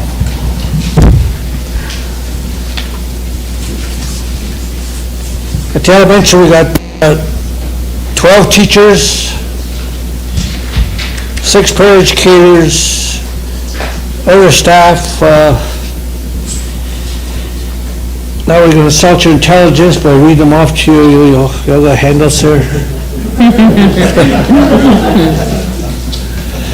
The current enrollment is 205. Percent of attendance as of November 28th was 82%. Right now, we're doing a attendance campaign.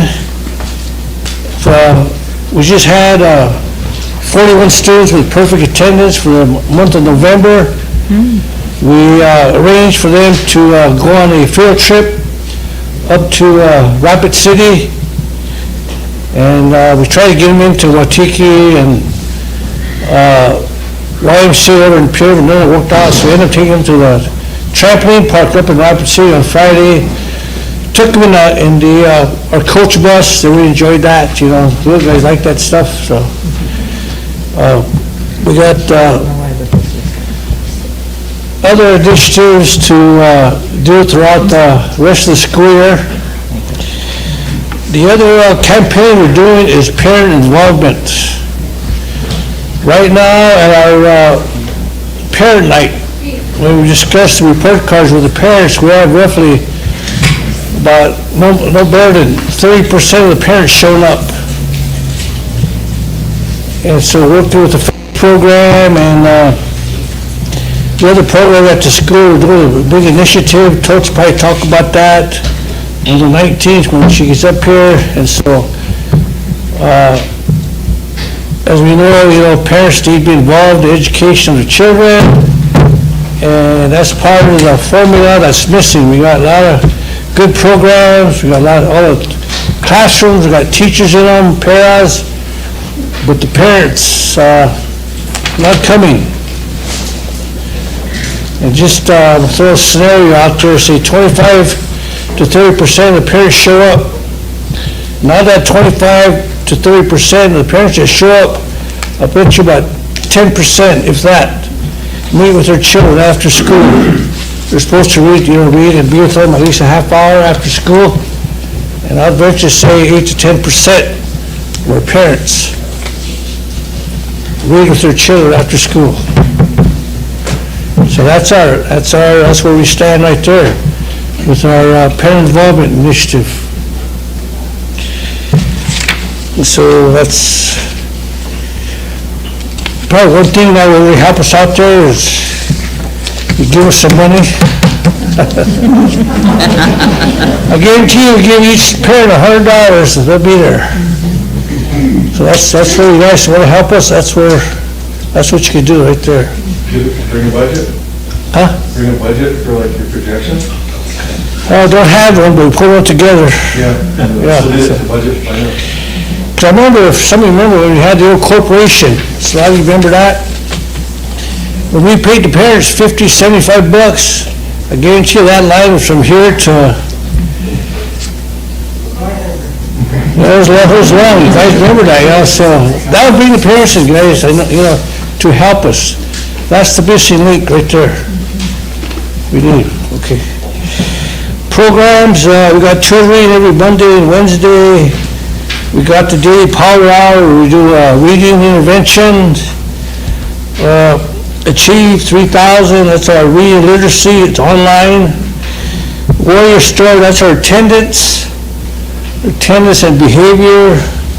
We could give out 3 Warrior bucks a day for attendance, behavior, and Wola Kota. Wola Kota just being nice to another class member or anything that administrator like to award a student. That's what I was going to ask you, is when you talked about some money for like reading, what do you call it? To give incentive. Yeah. Like back in my day, we had book it. We Yeah. don't really have anything like Yeah, I that. remember that, yeah. But do you guys have a place to purchase things for students? Is it called Warrior? Warrior Store. That county, they have it. Warrior Store. Warrior Store? Yeah. They can buy, I Each, suppose, balls and. yeah, each classroom, we give them money, each classroom, we give them money And besides doing the Warrior Show, which is going on right now today at the school, each class will give a budget, and they create their own literacy, math, or whatever to award the children. So they got something called treasure chest. So if the student gets so many stars, then they get to go to the treasure chest. And I see it on a daily basis. So children, they see their name up there, they see a bunch of stars next to their name, be like that. Parents like that. So, you know. Yeah. I like the idea of incentivizing so that they can work on their reading and hone skills. Yep. So we try to reward them for, you know, everything. You know, we say that's their money, it's not ours. That's the children's money. So we buy them whatever we can, you know. So, yeah. Okay, so some of the other reading programs we just brought in was a magnetic reading this year, K2. And that's basically what Barb was talking about. Just, we're going back to basic phonics.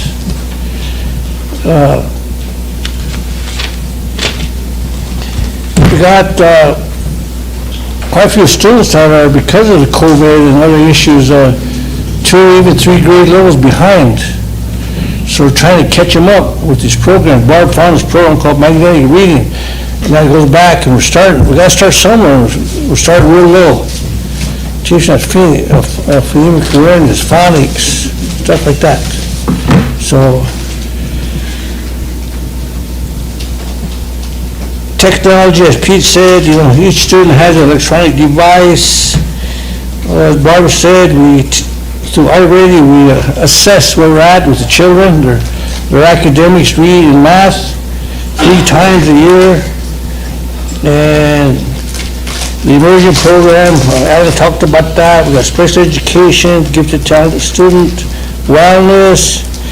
We got professional development, tutoring every Tuesday and Thursday, curriculum development.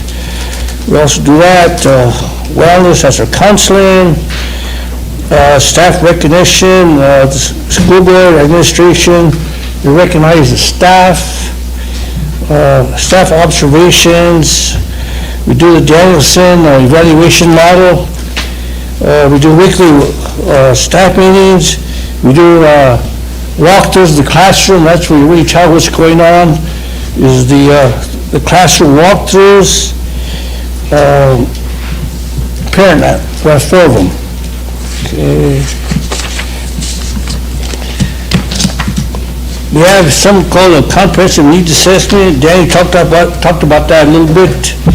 And this is what we do.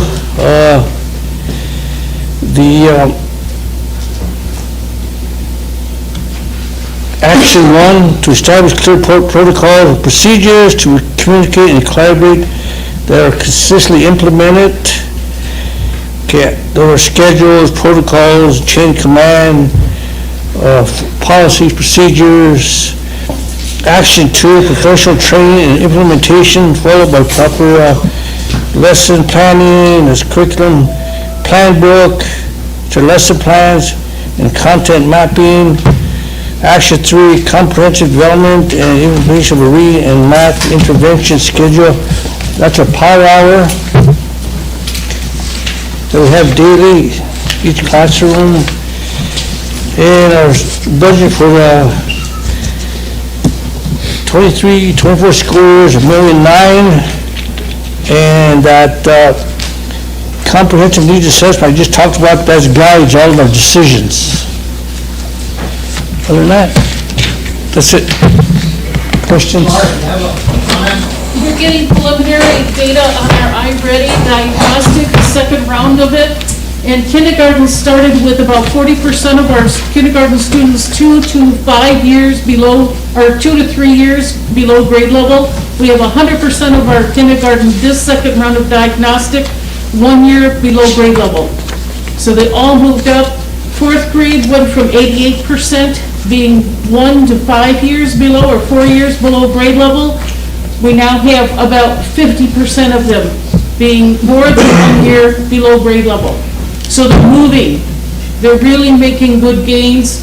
We brought in the magnetic reading, which is direct instruction, not computer-based, it's direct-to-teacher interaction, and it's solely based on phonics, phonemic awareness, and print awareness, taking the kids back to basics. But in reading the trending, and I haven't had a chance to look at the other grades yet, but elementary has done some really good movement for this first half of the year. Thank you. Any other question for Mr. Badno? Thank you. Thank you.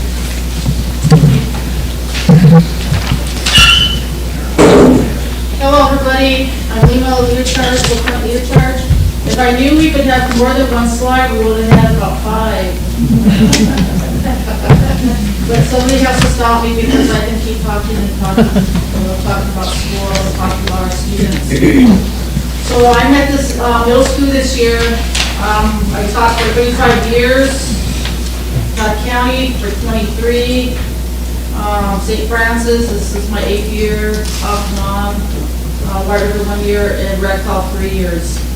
So I've kind of made my journey all around, and being back at St. Francis, I've had many of my questions answered.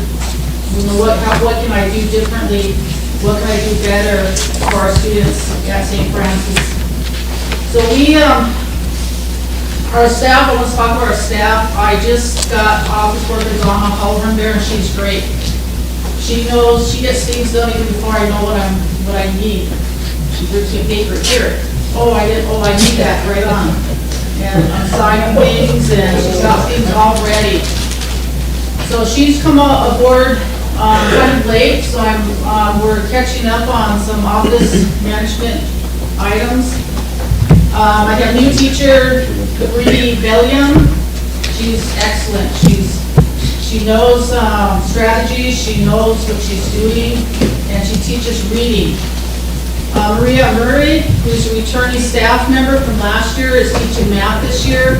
She was teaching another class, and when she saw that we needed someone in math, she said, Lima, I will make that change for our kids. I'll do math this year. Variety, we have Jenny Lynn. She is one of our 2 Filipino teachers. And science, we have Weir. These 2 gals work very hard. They're very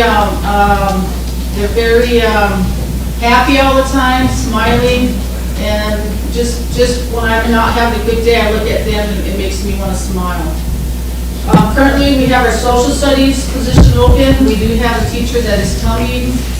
We have he's been a long-term sub in that class, and that's Shane Swiftcock. Our both the language class is Wes Brewer, and his pair is Janice Hunshorse. My other 2 pairs in reading is Clara Ockhorn, and in math is Dale Badman. We have about 140 students, give and take. We do have kids that transfer out and transfer in, so that number is always changing. Let's see. We do have some kids that we call our alternative kids.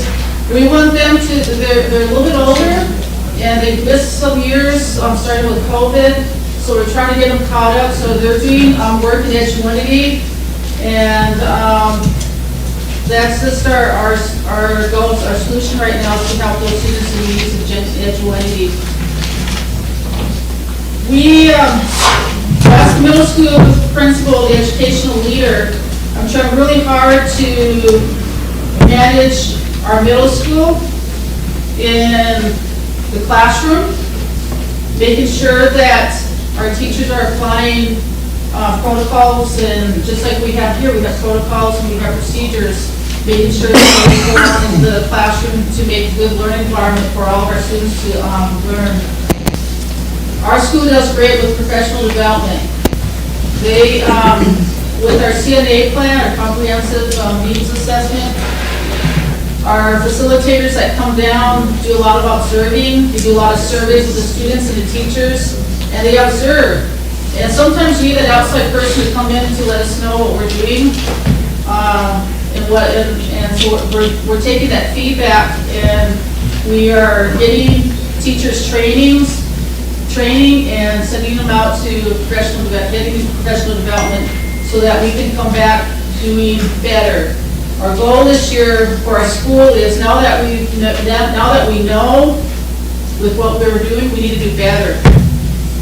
The goals, the other one I listed was communication. That's the one that needs work with my area, and that's better communication with not only the parents, but between departments and with the community. So similar to what Mr. Badnock was saying with some of our programs, we have, we don't have warrior books, but we have PBIS rewards, and that's all online. The store is online. The teachers have a chance to assess students' behavior, and that could be academics, like assignments, participation, behavior. They get a chance to earn up to 4 or 5 points a day, and the teachers are the ones who assign those points, and they get to spend those points at our store. Our store items are similar to what the high school has. A lot of them are personal items like clothing, socks, to sports equipment, to electronics, to household items such as microwaves. Things that you wouldn't think kids would need, and they work really hard. Being at high school, they work really hard to get those points. And so we're looking for that same enthusiasm with our middle school, with our PBIS store. We also have, we use Achieve 3000. So you've heard Achieve 3000. I really like this program because the kids take a test, and that test gives them a reading level, and the kids get all their reading material at their reading level, and they get assessed and they move up. Most kids move up. So I really, it could be the same article, but it's assigned for different levels. So I really like that program. We use HMH, which is our textbook curriculum, and I like that program because it has features like text to voice. It has video and graphic organizers. It has a whole lot of different things that you can use, and so I like using that as from time to time. Teachers are learning how to use that. Oh, with that we have our new line boards, and with our new line boards, it gives us a lot of opportunities to find information at our fingertips. We can, whatever we need to look up, we can look it up. We can put our computers on. We can see PowerPoints. We can even write on them. I really love having those in our classrooms. We offer tutoring Monday, Tuesdays, and Thursdays. The middle school has bi-weekly staff meetings. We've had 2 parent nights and 1 academic class meeting. And let's see, we have a Friday fun day where we go by a shortened schedule, and in the afternoon we have about 2.5 hours free. We usually have a general class meeting where I review rules and any announcements, anything like that. And then we have tutoring, and we also have some time for fun time, like gym time and movie time. And let's see.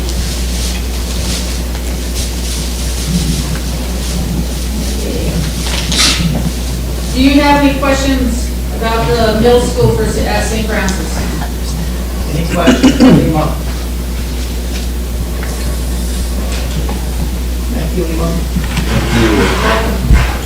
Thank you, guys. Yeah. Thank you. Voice reminds me of Good afternoon, my name is Jeanette Curran. I'm the high school principal at St. Francis.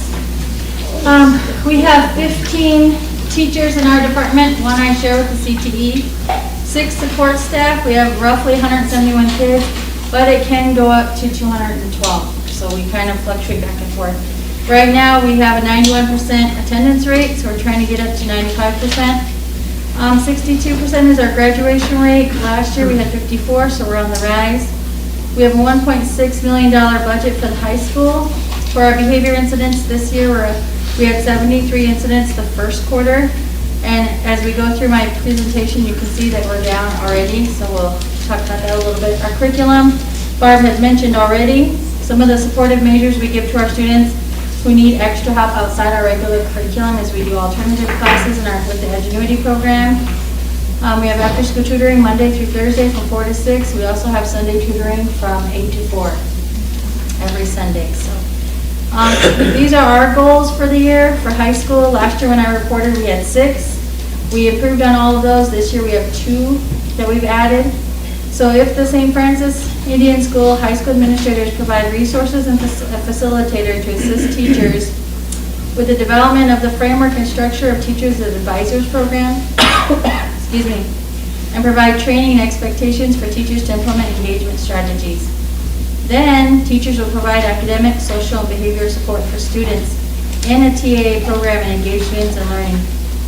And students will feel more supported academically and socially and be more engaged in their learning, providing attendance and persisting to graduation. And at our school, we call TAA Flex Friday.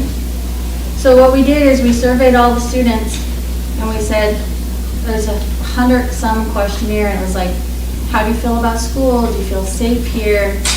Do you feel like your teachers care about you? Do you feel like your teachers want to teach at St. Francis? You know, just a whole host of questions.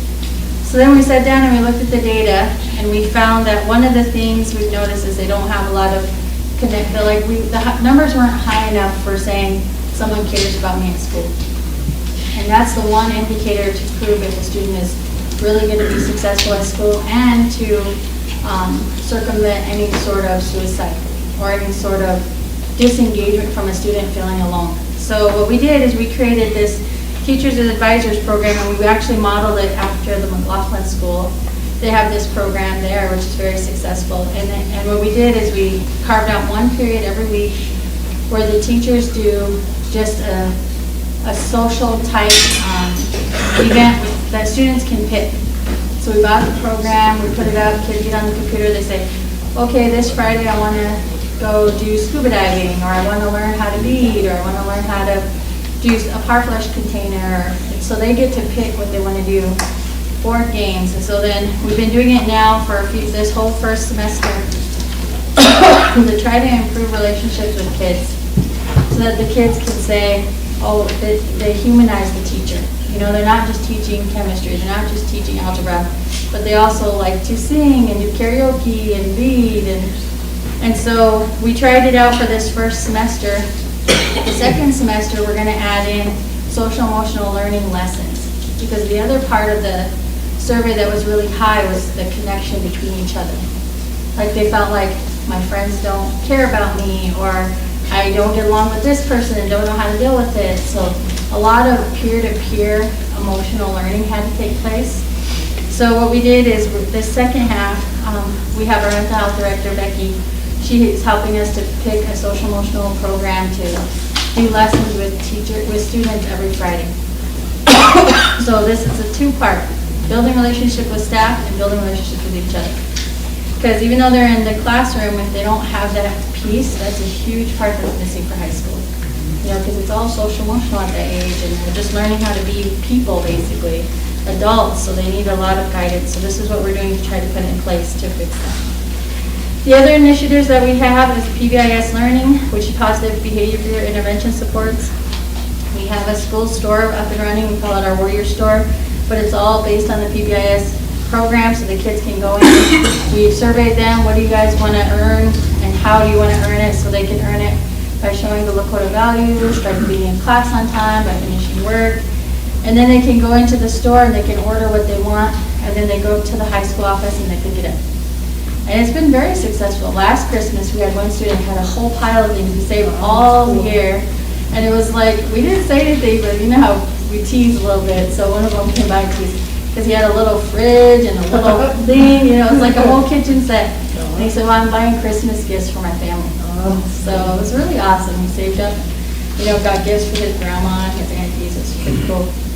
We have an in-class on-time raffle now. If you'll see our data, we have, last year we had over 100 incidents of skipping. Like, where are these kids going? Our school's small, you know, how are they skipping? But when we looked at the data and we really broke it down, it's not necessarily skipping, it's being late. When they don't come to class, if 3 minutes late, then it's considered skipping.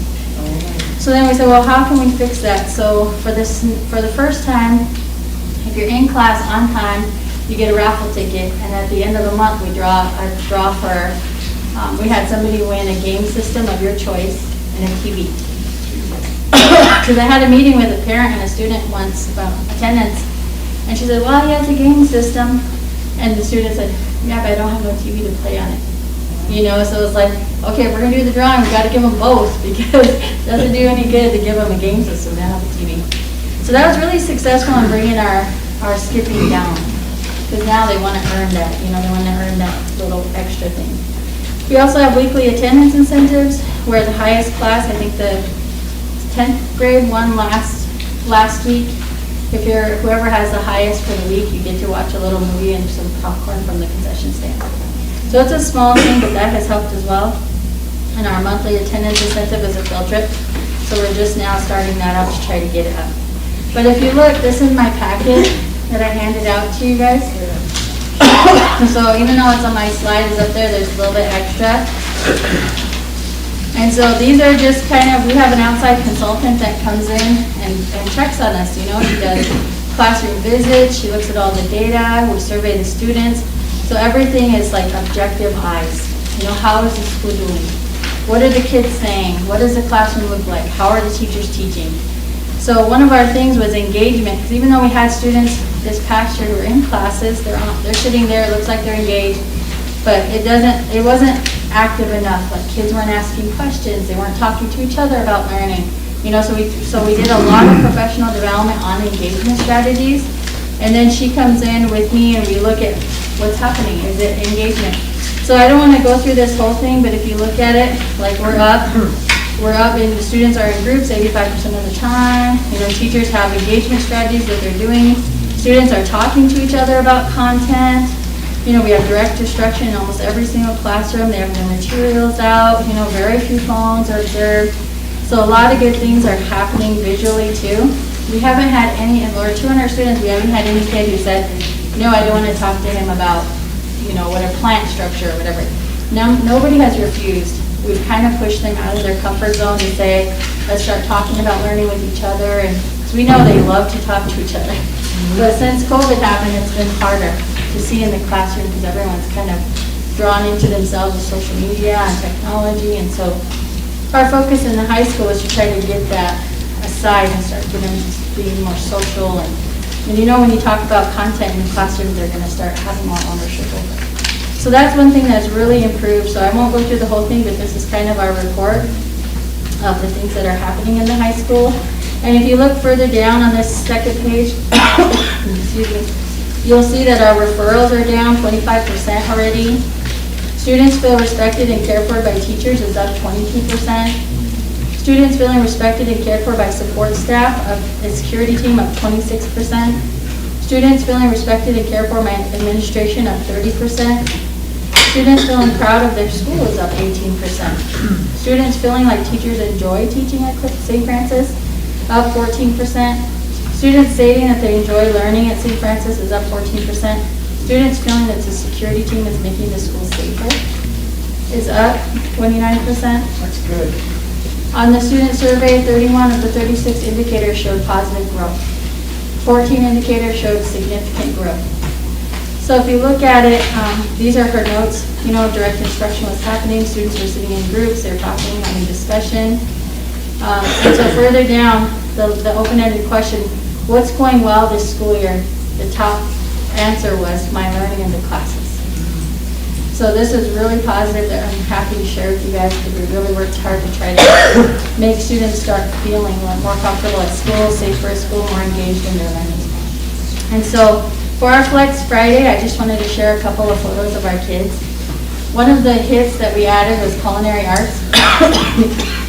So one of our activities that they do is they do a lot of cooking. And our boys are like the best cookers in school. They just love cooking. So I'm really happy about that. But I wanted to share that with you. We have guitar lessons going on. They do makeup tutorials. And all of this is designed just to help the kids build relationships with the staff and help kids build relationships with each other. It's only one 54-minute session a week, but it has made a huge impact in just getting kids comfortable being at school and talking together. So I just wanted to share that. We also took a group of students to Rapid City this past week on, I think it was Wednesday, for scuba diving. So they actually went up to the Rhapsody Aquatic Center, and a scuba diver instructor met them there, and there's like 4 of them that signed up and would finish all the classes to actually scuba dive. So that was really exciting for the kids. And we sent our National Honor Society students to the LEAD conference in Virginia. So I just shared some photos of that. They were really excited to go, to be part of the Student LEAD Organization Conference. Do you have any questions for me? Who made your skirt? How the backhand made this? Isn't that pretty? Nice, yeah. Get fancy now. Sure, you have a question, comment? Just like a request, do you think that, I think it's wonderful that all of the percentages from the survey are showing an increase, but could you show a base, like whenever you? Yep, the report, it would just be nice to see over the years how much it's been, you know, up from last year. Thank you. Yep, I can do that. Okay. Fremont. How come you don't teach agriculture? That's a part of Farming. our, right, that's gonna be a piece of our CTE high school. Yeah, so the next He's up next, so he can explain know, that. for you. I'm a boarding school survivor, and they taught FFA in school, or, you know, Future Farmers of America. Every day we went to class for that. You should teach something like that too, you know. We have all this farm ground laying around here, you know. Right. So we do have plans to start it in our CTE program. So Mr. C and the president will explain it a little bit more in his presentation. Thank you. Thank you.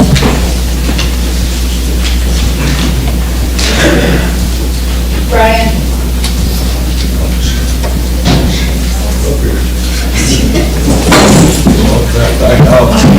Hi, Brian C., Director of CTE, been involved in CTE programs, various schools, public, tribal, whatever, for around 20 years.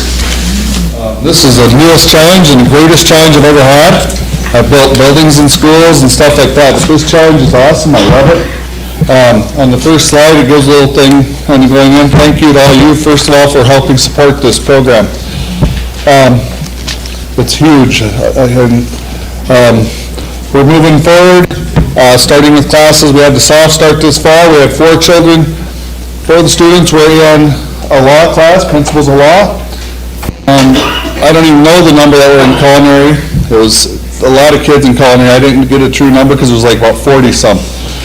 What I'm finding as we move forward to start with everything, the kids are probably, because not so many of them are signing up for culinary because now they have options. The problem was, though, getting them to come sign up because it's new. Just like getting staff members was hard. Superintendent Lucky and I have talked about this, how hard it is for people to leave what you're used to. You know, so they all come in. So far I've hired, the people we have hired have come in their first day. I don't even have kids yet, and I'm like scared. I said, I'd be worried about you if you weren't scared.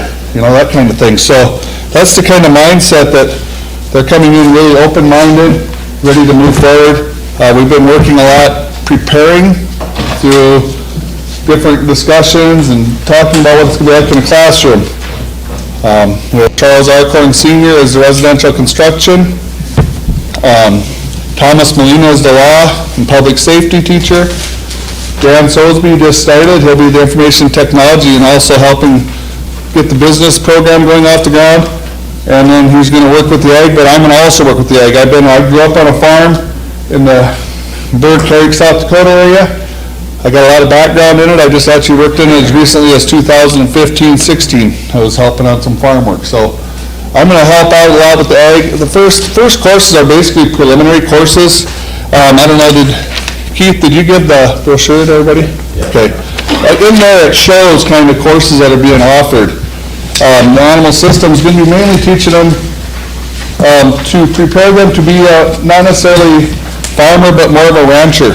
The ranch work. So they can go to let's say the buffalo ranch for the tribe and work. They can go to any ranch around here and work and know what they're doing. understanding the grasses, understanding the native grasses. That's the mindset we want them to have, so they don't just go out and start feeding a bunch of alfalfa to a horse or something, and then they bloat and die and wonder why, So that's that coursework. Accounting, that's basically enter the business, and it'll be business computer apps for both the business courses. They're going to be just getting a foundational base. We're kind of doing a fast track for some kids, the older kids, the senior kids. We're trying to do a little fast track to give them more of a foundation. But kids that are coming into the program, we want this to be like a tech school. And I'm going to read an email I sent to all the staff. I think this really says it all for you guys. Because we had a misnomer in our school that they only need 2 credits of CTE to graduate. And so I say, I'm writing to help all staff understand the misunderstanding in the CTE area.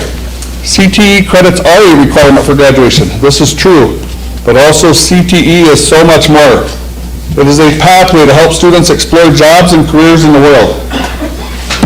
The unique thing about having a CTE is that the students who enroll in the CTE courses and complete a pathway will be fully capable and able to either obtain a job or certification in the subject matter they have taken part in. The key is that they finish the pathway, because it's basically 1.5 to 2 years it takes.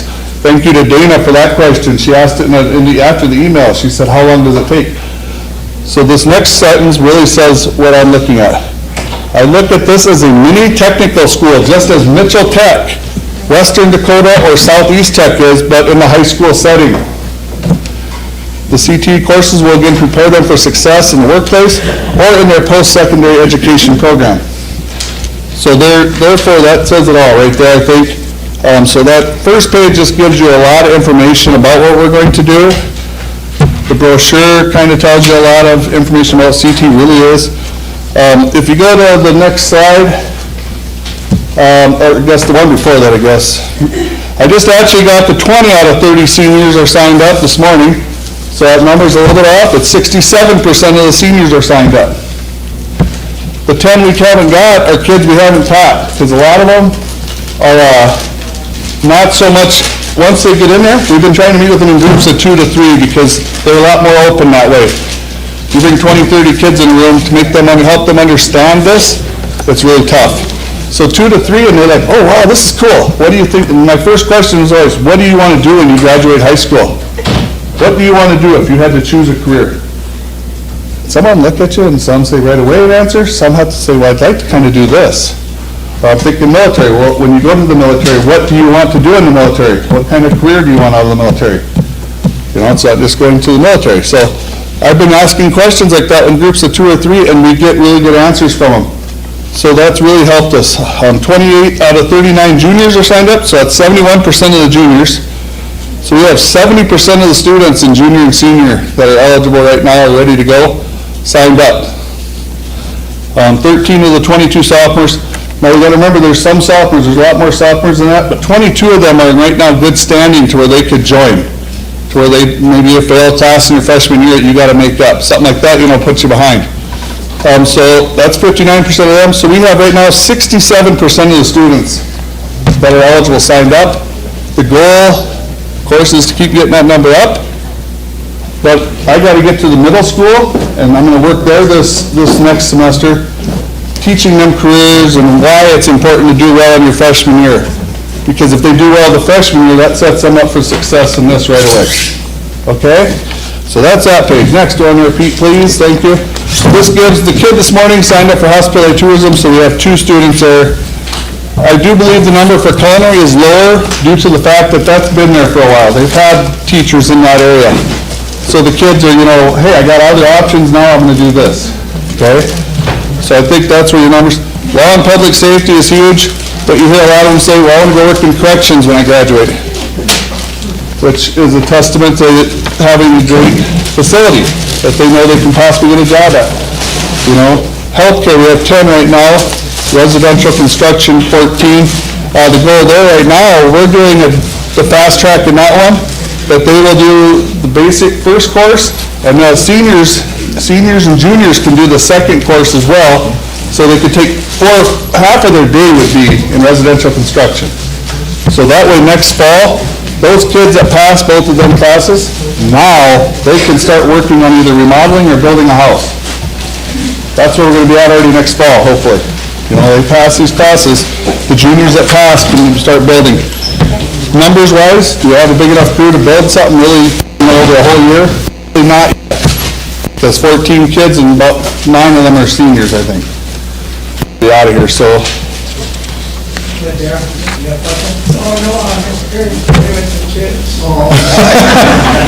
Start rolling them on. So.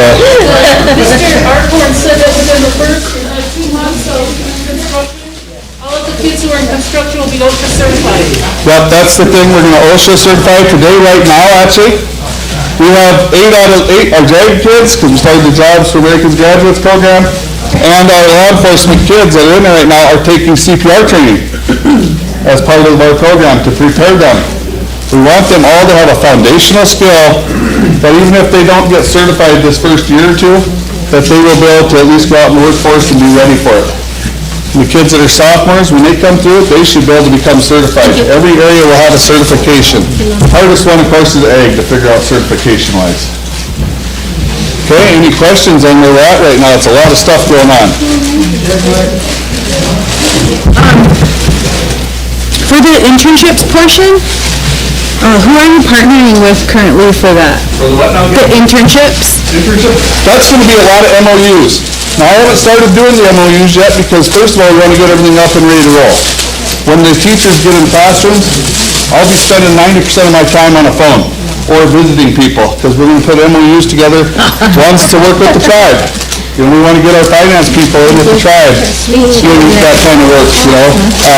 Culinary, casino, we got all kinds of places around. You know, we just got to think outside the box thinking all the way through is what it's coming down to being. And I don't believe in the normal, typical world, I guess, and I've never fit in with the good old boys club because of it. I believe in trying to find ways to make things work the best for the kids. And even, what do you want to work? You know, let's say another thing, Rosebud lumber. Even for residential construction, that's part of construction. They want us to get a big MOU with us and start a scholarship for our kids that pass our program. Help them begin their career or go on to a post-secondary. So them are the things we're looking at for MOUs. A lot of outside the box thinking. Danny and I have already sat down. I had a whole list of paper I brought in to say, here's what I'm thinking. We went through and they all looked good to her. So, and there'll be more to come. You know, and it's I guess every document I've done so far, I consider it a living document because it's going to continually change what certifications. I'm going to keep looking. I don't just give up and say, okay, you can get this. Well, no, we can do that. Or if a kid wants to go on and we know that, let's set them up for a dual credit through a college so they can get further along in the program and move on. And when they go to college, they're ready for it. I think that's really great. Is there plans to expand on the construction portion? The construction portion right now would be residential building houses.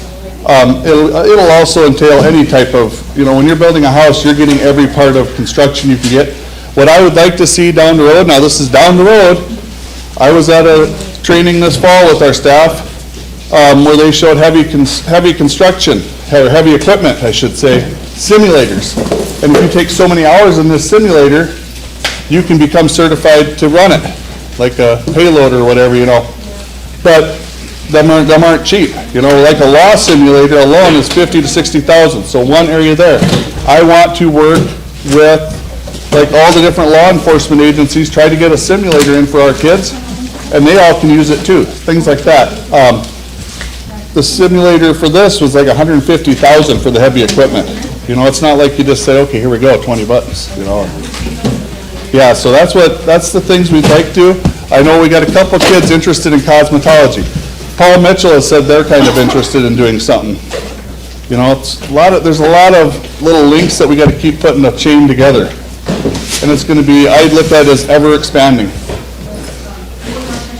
Have you done any, needs assessments as far as what our needs are here for jobs? Say that one more time. Have you done any needs assessments? That's part of, I'll let Danny talk on that. We have surveys, so we put out the surveys to the Bureau, the IHS, the travel program. I think the folks have brought for us for that survey. parapros were based on the top picks for around the Rosebud as employers. That's why we went with those settings. Yep. Brian, don't forget that we, at the age of 18, a student can get their parapro certification. Yep. So that's another pathway we're looking into. Yep. Is training our seniors and then having them take the parapro. They get their parapro certification, they're certified to go to classroom as a paraeducator. Yep.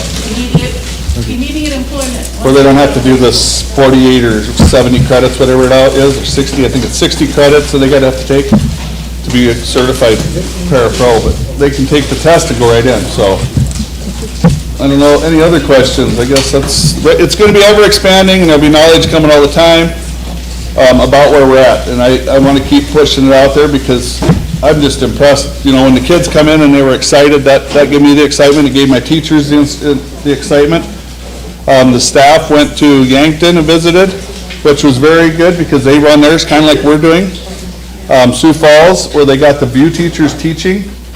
They went to the Connect, CTE Connect and Spearfish. So they've had that. Now we're working on a training to teach them more project-based learning stuff because we've done a lot of talking about how to teach and how to be with the kids. But now we want to get the project mindset and how to plan for 110 minutes with them. And so we're going to do that coming up here in another couple weeks. All right?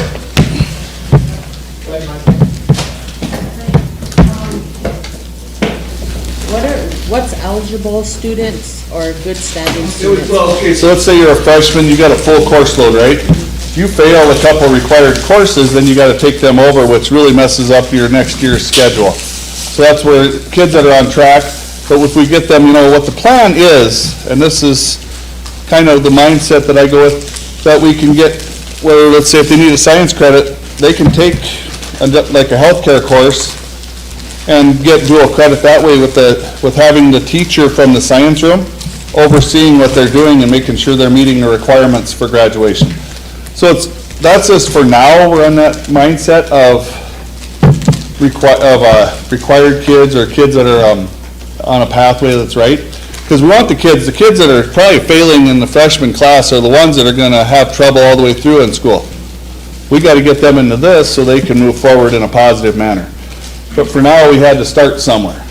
Okay, so it's kind of a mindset, and that's why I want to meet with the middle school, I should say, and get them to understand how important that freshman year is, how important it is to move forward in a positive manner all the time and conduct yourself that way so you're ready for this mindset.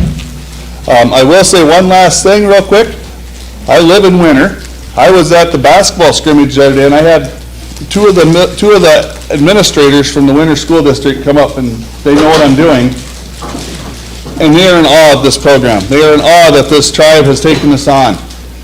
They're wishing they could have something of this nature because they said, you guys are doing something that we wish we could do. We want to do something like this, but we don't know how. So this is groundbreaking. I put on a presentation at the Indian Ed Summit. People from Sisseton were like, what in the heck? And it was just a whole hour conversation. People are in awe of what's going on here right now. So kudos to all you guys for backing something like this. Good job.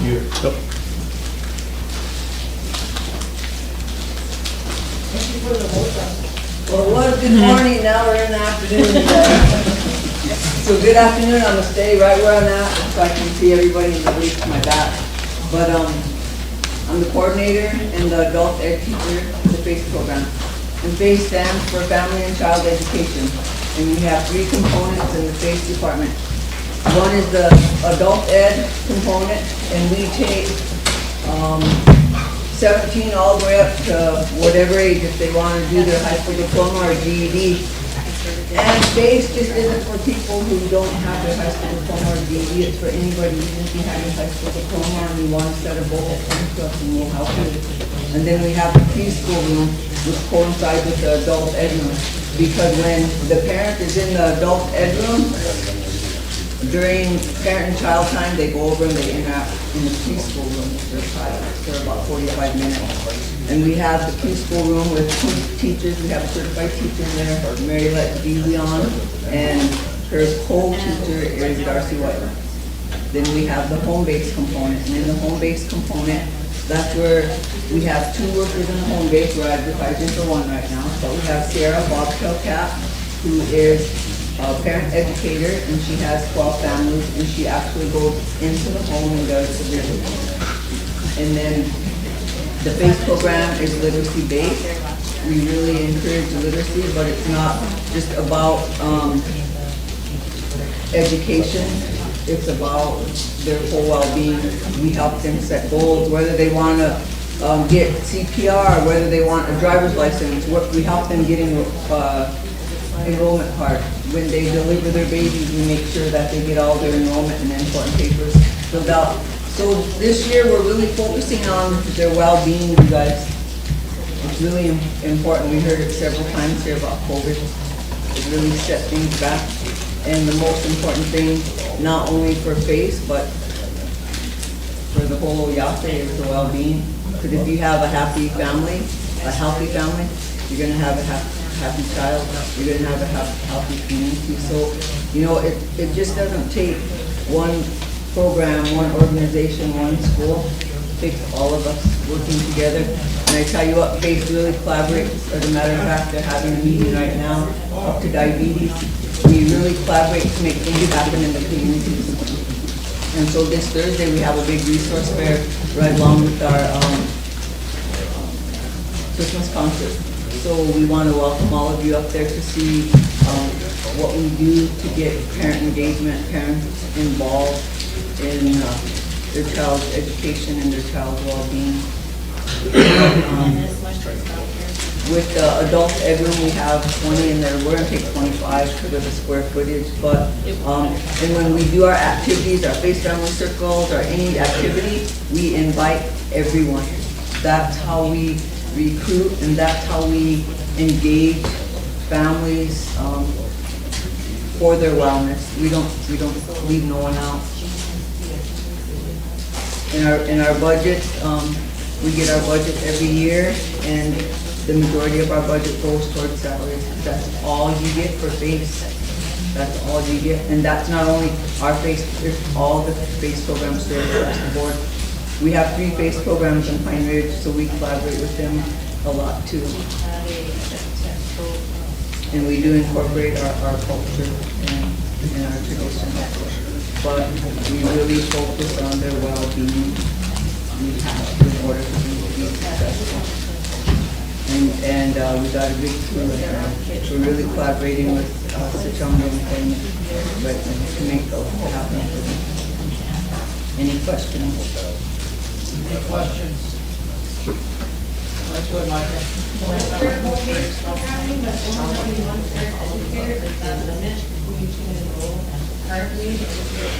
It sure does, but the reason why, so we're going to be interviewing here shortly. We had someone apply, but the families that I was the parent educator and I transferred into the adult ed, so I still keep active with those parents that are there and keeping them involved in things too. Just until we get the parent educator hired, then they go through the right training to get their certification to pick the families.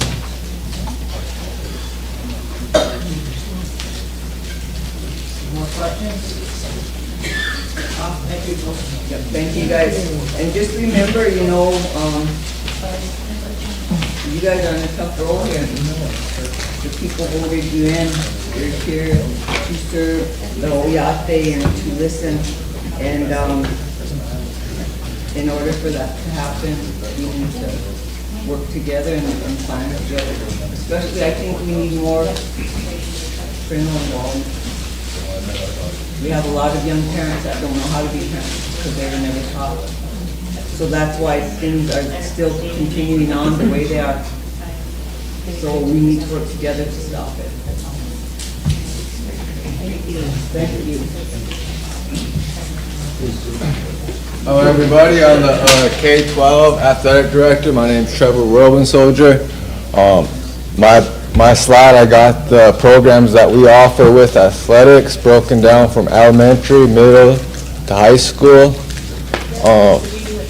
One thing that I've been trying to focus within athletics is trying to change the culture, trying to create life skills within the, I would say, the number one outlet for our students. You know, athletics is a huge thing on our reservation, so it's just trying to utilize that and utilize the outlet and trying to give them experiences where they could take to their everyday life. I don't know if you guys have any questions, any comments with athletics. We got Al and I going on next week. That's a huge event for us. We have all our things in place.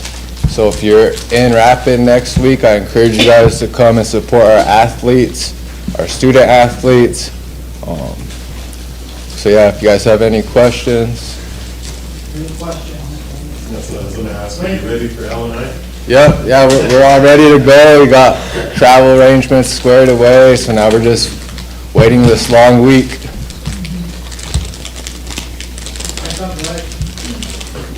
Trevor, with your elementary, middle, and high school, I know that it hasn't usually been like that over the years and stuff, but do you have the program for like your elementary coaches to focus on this, that transition then to middle school and then up to high school? Is there any kind of teamwork along that? You know, I think right now it's just trying to find coaches. You know, it's tough. We don't have, you know, a long list of coaches waiting to apply. But I feel like once we start getting coaches in place, you know, one thing our board did approve was 2-year contracts. So I think that's taken a step into developing something like that. And whenever we could get the consistency with coaches, I think that's a direction we can go. I want to say something on top of that too. We have just recently been hiring some alumni, some young alumni from SF, and they just started coaching too. So that's something good because they not only went to school there, but they did sports there too. And we discussed this. We said once he gets all his coaches in place, that we're going to sit down and have a planning meeting, and we were going to project, like you said just now, what they should do in elementary, the fundamentals, in order to move on up to middle school and high school. So it's in the works. It's just a matter of getting them all hired, and it's happening. We're getting good young ones in there right now. Any more questions? I have a question. How far along are we with getting the new track? Are you like, hey, how is that? I know you worked that a long time.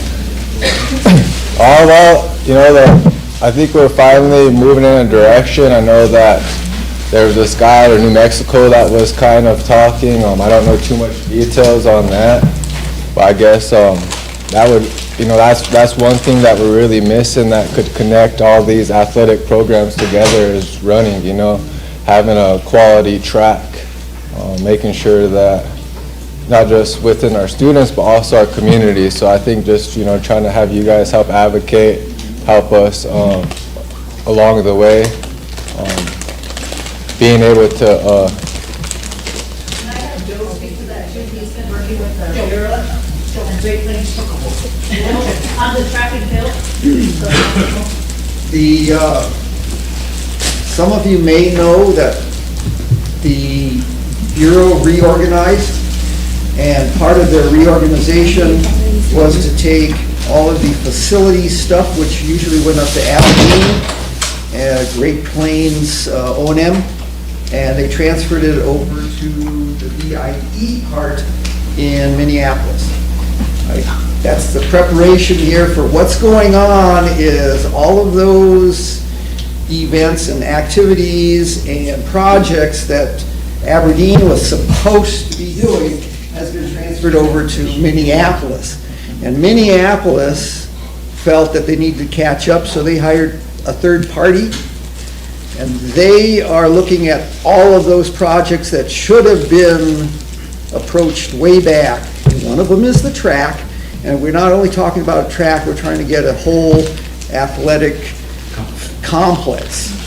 So, and we are currently working with them to develop the scope of work, and then it gets into the Bureau system. and then we have to try to scrounge up the money. So, but that is where it's at this point. It is not forgotten.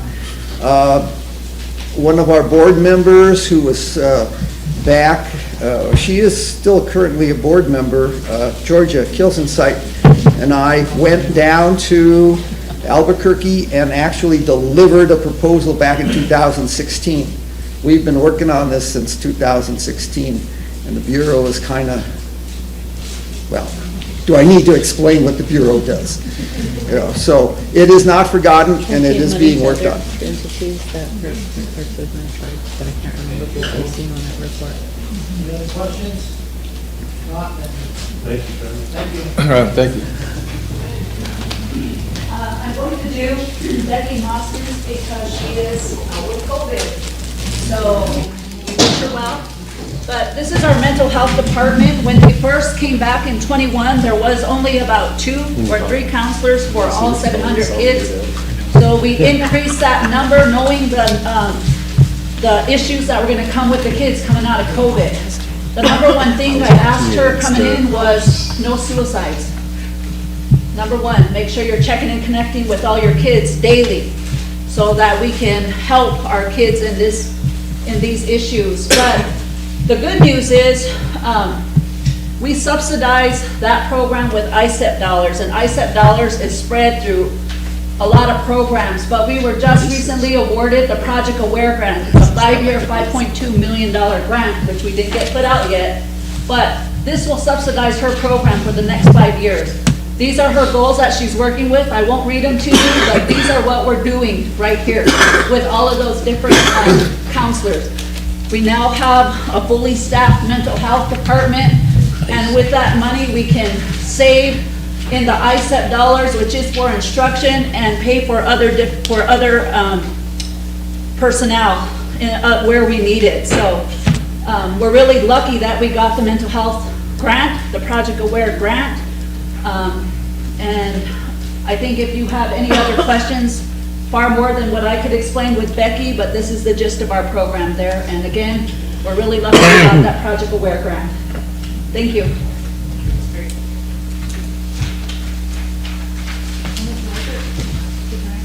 $5.2 million, 5 years. Good afternoon. My name is Joe Marino. I think I know you.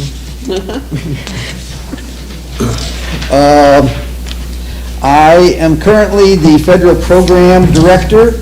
I have an assistant, a fiscal assistant, who helps with all the monetary type stuff. Jennifer Greaves, she was here, but she had to get back to the school. You've got the slide there. As far as the duties, I'll go with the main one. I don't like throwing out all kinds of acronyms, but if you need to know what something is, please ask. The ESSA programs are Elementary and Secondary Education Act programs. The biggest one is Title I, and for St. Francis, based on our student population, we get about a $1.7 million funding for Title I. That money is usually invisible to most people because it's supposed to support the regular program. So if the regular program has an activity or a function, Title I can support that. If the regular program doesn't, we just can't come up with something off the top of our head and put money towards it. So it's based on the regular program. For example, in elementary, we usually have 2 teachers per grade.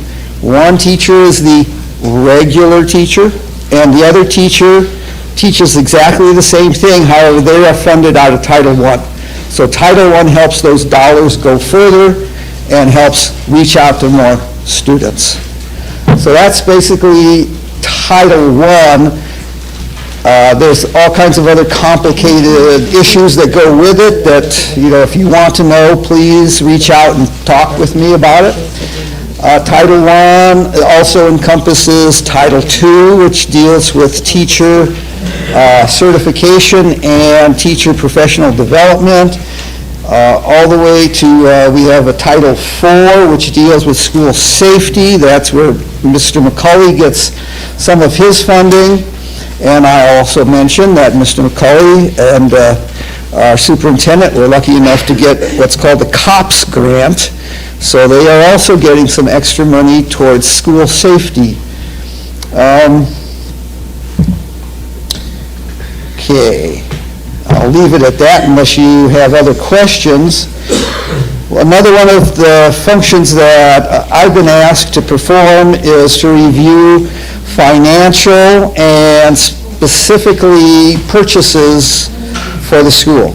That sounds like a real boring job, but it's actually pretty interesting and detailed.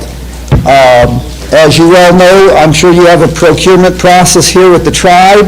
We have just the same complicated process to go through to buy anything for the school. In fact, probably a bit more complicated. We have to make sure that it's allowable, allocatable, necessary and reasonable for the program. And all of those particular check marks have to be in place before we buy something.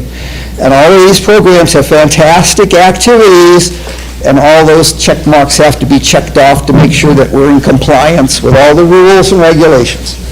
So that's my detail, obsessive compulsive part of my job. I also work with the superintendent on helping towards getting school grants. And one of the other functions I have is to be the school construction liaison. So currently we are working on trying to expand the the administration building, and move out of some of the places we're currently renting. We also are working on the ARPA houses that you have generously donated. So part of that is the house needed a foundation. We have to get the foundations, we have to get the water, we have to get the sewer, and all of those details to connect things and make them livable. I recently went in one. I think they're still working on it. They're still installing. If you don't know, the houses were delivered as shells, and then on site, the ARPA staff is working to fix them or finish them up. So that's how that's proceeding. We just talked about the track. We're also working on roofs, making sure that the roofs don't leak and damage doesn't happen that way to our school. And whatever other project the superintendent puts on my desk. Any questions?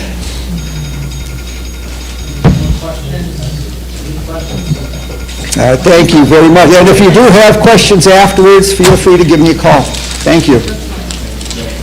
Thanks, Joel. Thank you. Next slide, that one's a food service. Karen had two cups out, so she had to stay back. Karen fills the water. These are our conditions here. All of them have to be serve safe and production line certified. So we do send them to training in Pier or in Spearfish to make sure that they have all their certificates. They serve 541 children breakfast and lunch and 2 snacks a day, 1 in the morning and 1 in the afternoon. And all of that does cost money. So our CANS program does not cover those costs, the state CANS program. So we subsidize that food service program under our ISEP dollars. Our ISEP dollars pays for the staff because the CANS program will not pay for personnel. So we have to subsidize all of that with ISEP. So as you can see, ISEP dollars are spread between school security, food service, things that are not instructional, but we have to do it to survive. So this is where we could use your help too. We're trying to get it where CANS program, I know the legislation's going through, and Troy could probably talk a little bit more about that the legislation that we're putting through in Washington DC to say, okay, pay for the personnel too, because all of our kids in our 297 schools all rely on those foods. They do. But our schools can't carry them because they don't give us enough money in ISEP to pay for the staff, but we do it. But we do follow the CANS guidelines and the state guidelines for food service. Thank you.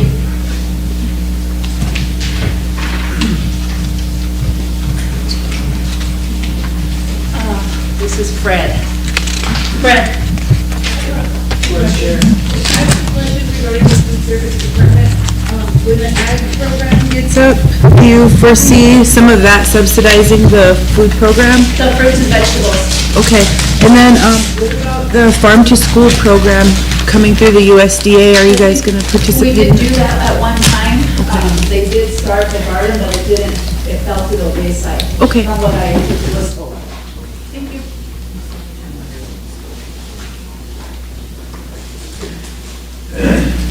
All right, my name is Brad, I'm the maintenance director.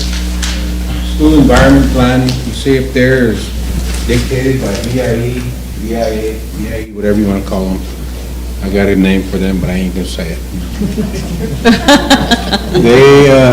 They have all these requirements for us to do, so we keep all of those stuff in our, with our federal programs monitor, Joe. He didn't want to say this part, so he threw me up there. So we track all of the asbestos, everything that we're supposed to, the gasoline containers that the buses use, the fuel oil, diesel, things like that. We have a generator on the high school that we operates on diesel. We got a new one coming into the elementary that'll operate on fuel oil. So things like that, we have to keep track of things on paper. Not only through BIE, but also through the state. South Dakota has guidelines also that we have to follow.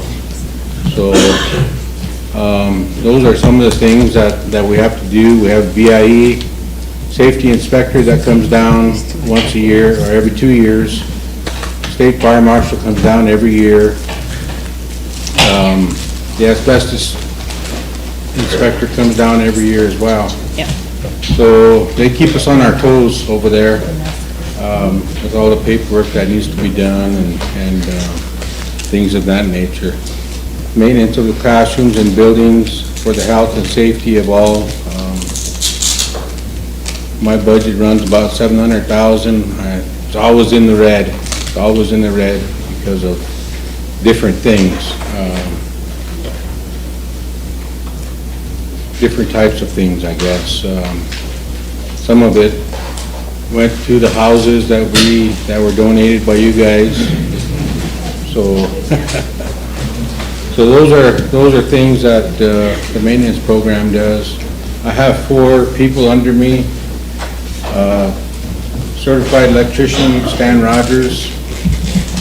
Keith Leader Charge is my boiler tech. Aragon Fast Dog is my plumber, and Brighton White Hat is my newly hired carpenter maintenance tech. Trying to teach him the tools of the trade, and he's fresh out of Western Dakota up in Rapid, and we're also throwing him in with Cynthia over there to try to get more schooling in. What's going on here at the school, the CTE thing that you guys just heard about, something that is really needed on this reservation. I'm in my 47th year. When school is out in May, I'll have completed 48 years after high school. I went right to work, high school. I didn't go to no training program, I didn't go to college. I got my girlfriend pregnant and I went right to work. That's the reality. That's the reality of the youth here on this reservation. That's what we have to look at.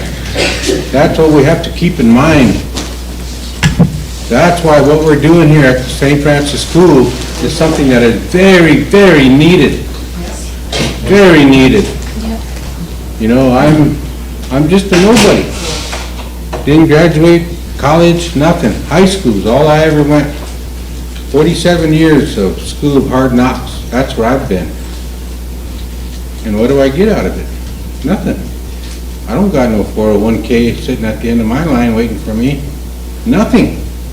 So those are things that we have to teach our kids.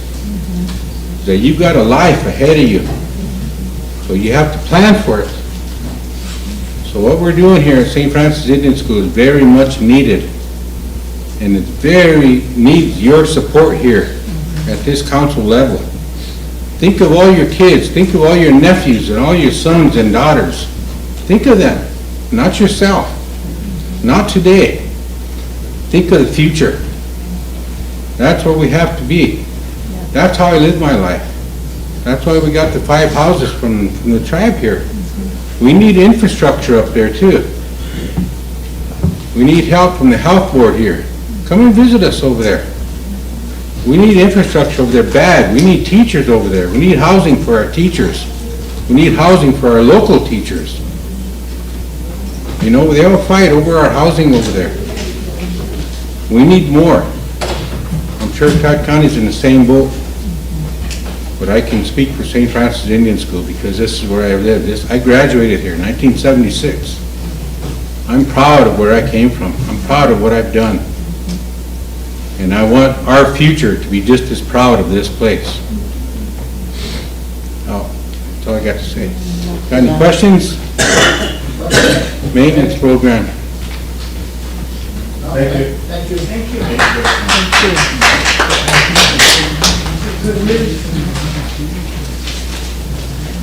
Our nurses program, we have a LPN nurse and a CNA nurse.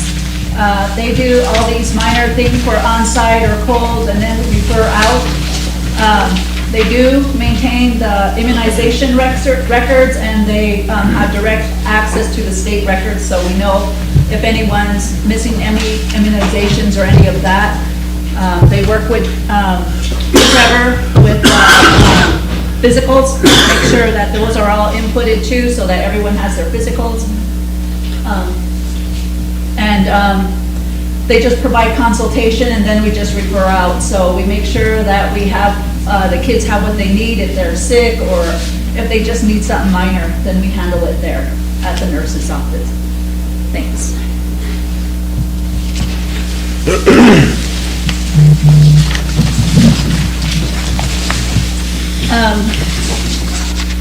Maria had COVID last week, so she had to go back in and get checked. She has her upper respiratory, so she's on her way, but this is her staff. They've used Safe Creek Accounting for technical assistance in their audit prep. They're currently right now getting ready for the next audit. They work with the Bureau, Robert White Eyes out of Pine Ridge, and they did all the audit prep work for 2023 to get ready for that. All of our audits should be on file with Nicole. We send them down there, but they also go to the clearinghouse up in for the BIE. They have to go over there. They updated the accounting manual to make sure that there was checks and balances within the and internal controls within the business office. And when she came in, they just started the SAS system, the school accounting software, and so they totally implemented it to make sure that everything was being accounted for in the business office. And again, I think with Ken, we're getting to the point where everything's going to be automated, where the timesheets now go from TMS, will go into the school accounting software. All of the purchase orders will be done online. So there won't be paper, it'll all be online. Everything will be, because that's what the school accounting software is capable of doing. So we're getting to that point now. But the first thing was to get it implemented and get it totally implemented. All of the directors are in charge of their own budgets. So they get the numbers. We go by enrollment numbers, and that's how we figure out how much money middle school has, high school, elementary, and all the different programs. They make their own budgets, and then they turn them into Joe and to Maria, and they get inputted in there. And after that, everything is automated. She could talk to you more about the audit. And I know one thing that was written off that was always on every audit prior to Maria coming in was inventory. We had some high school seniors that worked for us last summer, and they inventoried everything, sight on, eyes on. It was finally not one of our findings after all these years. It's the first time an inventory was off our audit. And that was really good because these boys that came out of high school really worked hard for us, got us our inventories completed, and it was a finding that was wiped out. We did do our forensic audit. I did give a copy to our tribal president and to your guys' attorney. I don't know if you want to go into that or not, but we did have that done too. So that is completed. I can say right now, I don't know if I can say it right now, Scott, it is an open case. Yeah, we were talking about the audit that was done. It's not a regular audit, it's a forensic audit that was requested. And it's complete, and there's some findings in it that's probably not very much being investigated, so we probably shouldn't be talking about it at this point, so I'm gonna recommend that we don't do that. So once it comes back and we can finally talk about it, so. Right, it is with the FBI. Sure. I have a question. Good afternoon. So when will this audit be available to parents, guardians, and guardians? I'm not sure, that's a question for. The forensic audit? Yes. Essentially? Yes. Yeah. Yes. It's got to work its way through the legal process because the FBI is investigating any alleged crimes that they have discovered, so we can't release it until that's accomplished. But the rest of the audits are available. Well, the reason why I was asking was because during that time was when I sat here, because of some of the things that were going on at that time, that's why it's been a big interest to me of what's been going on and what has happened during that time. We had, when we were sitting here at council, we heard a lot of things. One of the things that still bothers me today is we had a parent come here, and at that time she had told us that the administrator at that time had stated that her child was unteachable. And that just really didn't sit well with me. And so when I hear about the CTE school, that gives me great hope for some of the kids that were struggling in school. But some of the things that were happening there, and I guess my concern is hearing the stuff that goes on around here at this table here, after those of us that have left, we were never, don't really do follow up with a lot of the things you voted on and things, but, that's, heard a lot of adult issues. Everybody, just really off the wall stuff. But never once did we ever hear anything about the students, our young tribal members that were attending that school. What was happening to them? One of the things sitting on council during that time, and I did address this with the administrator at that time when we were delivering those meals during COVID. And there was, what was it, 118 unhoused young tribal members under the age of 18 and below that were unhoused in the St. Francis community alone. We asked how they were going to address that. It was never ever addressed on unhoused young tribal members. But people were fighting over money, they were fighting over just ridiculous things, but nobody ever addressed the needs of those students at that time. The other thing I wanted to find out was, so did they ever call it, what was it they were doing there? That was a big issue, trying to decolonize people. Because I know the schools, the kids' money paid a lot of money to these individuals. So did they get decolonized? And nobody ever gave an answer for that either. But, there was a lot of issues there. But never did anybody ever address the issues of the kids. So today, that's why I wanted to come and sit in on this, because I was real interested in this forensic audit, to see what it was and what was happening with that. But one of the things I can say, because I do have a student there that attends St. Francis Indian School, and one of the things is that I do know is that he's thriving now.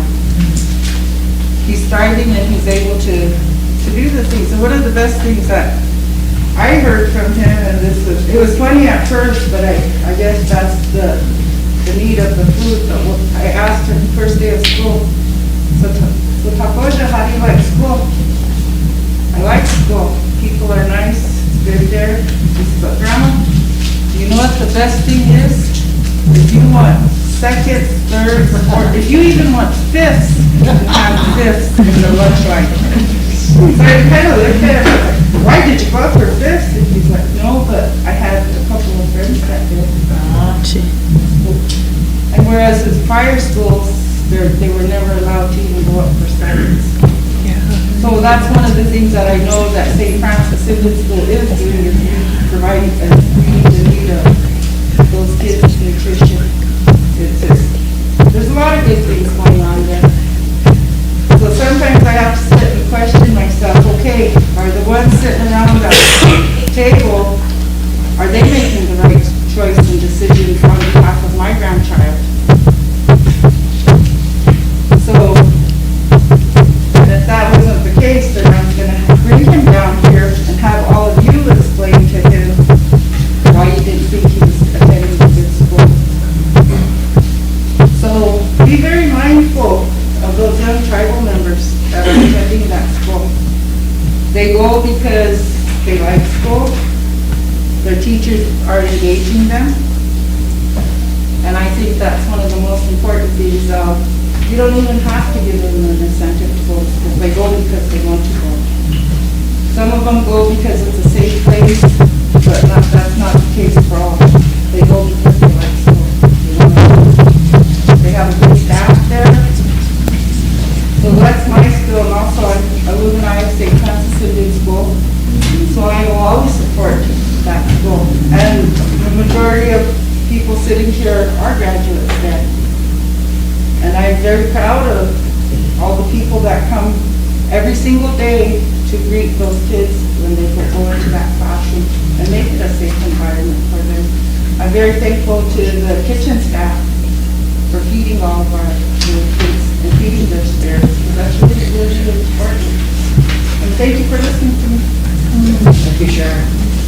Okay, that completes St. Francis. It does. Thank you for listening. You guys for coming, you guys did a really good job. And, a lot of information. Anybody wants to do another comment? Make a motion to approve the report. Okay, there's a motion to approve the report by the chair. Second by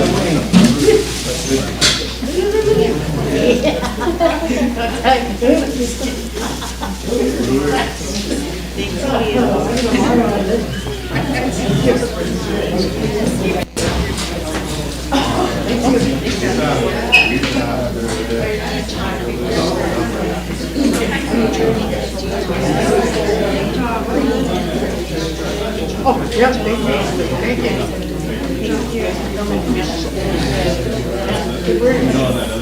Okay, I will do that.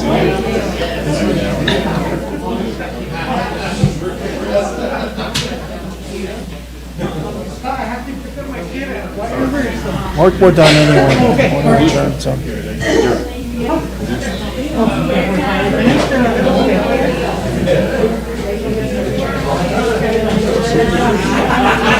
Thanks, Gina.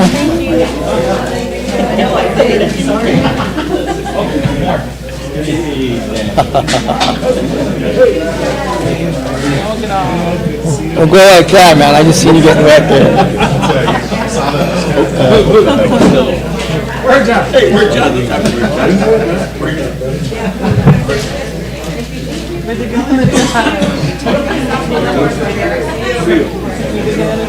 Thanks, folks. Ready right away? Yeah. Ready? Okay, cool. Thanks, Jay. I'll move to adjourn. Thanks, Dana. Thanks, Sandra.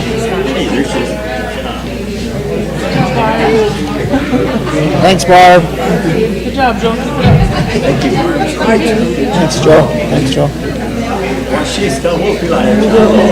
Good to see you, Marley. Thanks, Fritz.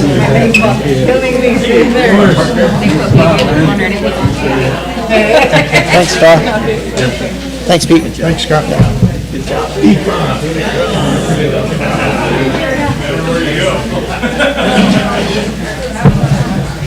Okay, council, there's a motion on the floor to approve St. Francis Indian School report. It's by Cher, second by Wayne, question by Micah.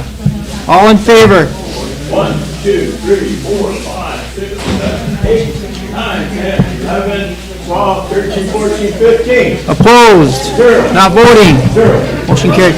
Motion to adjourn by Cher, he second. Wayne, question. Ray, all in favor? 1, 2, 3, 4, 5, 6, 7, 8, 9, 10, 11, 12, 13, 14, 15. Opposed? Zero. Not voting? Zero. Motion carried.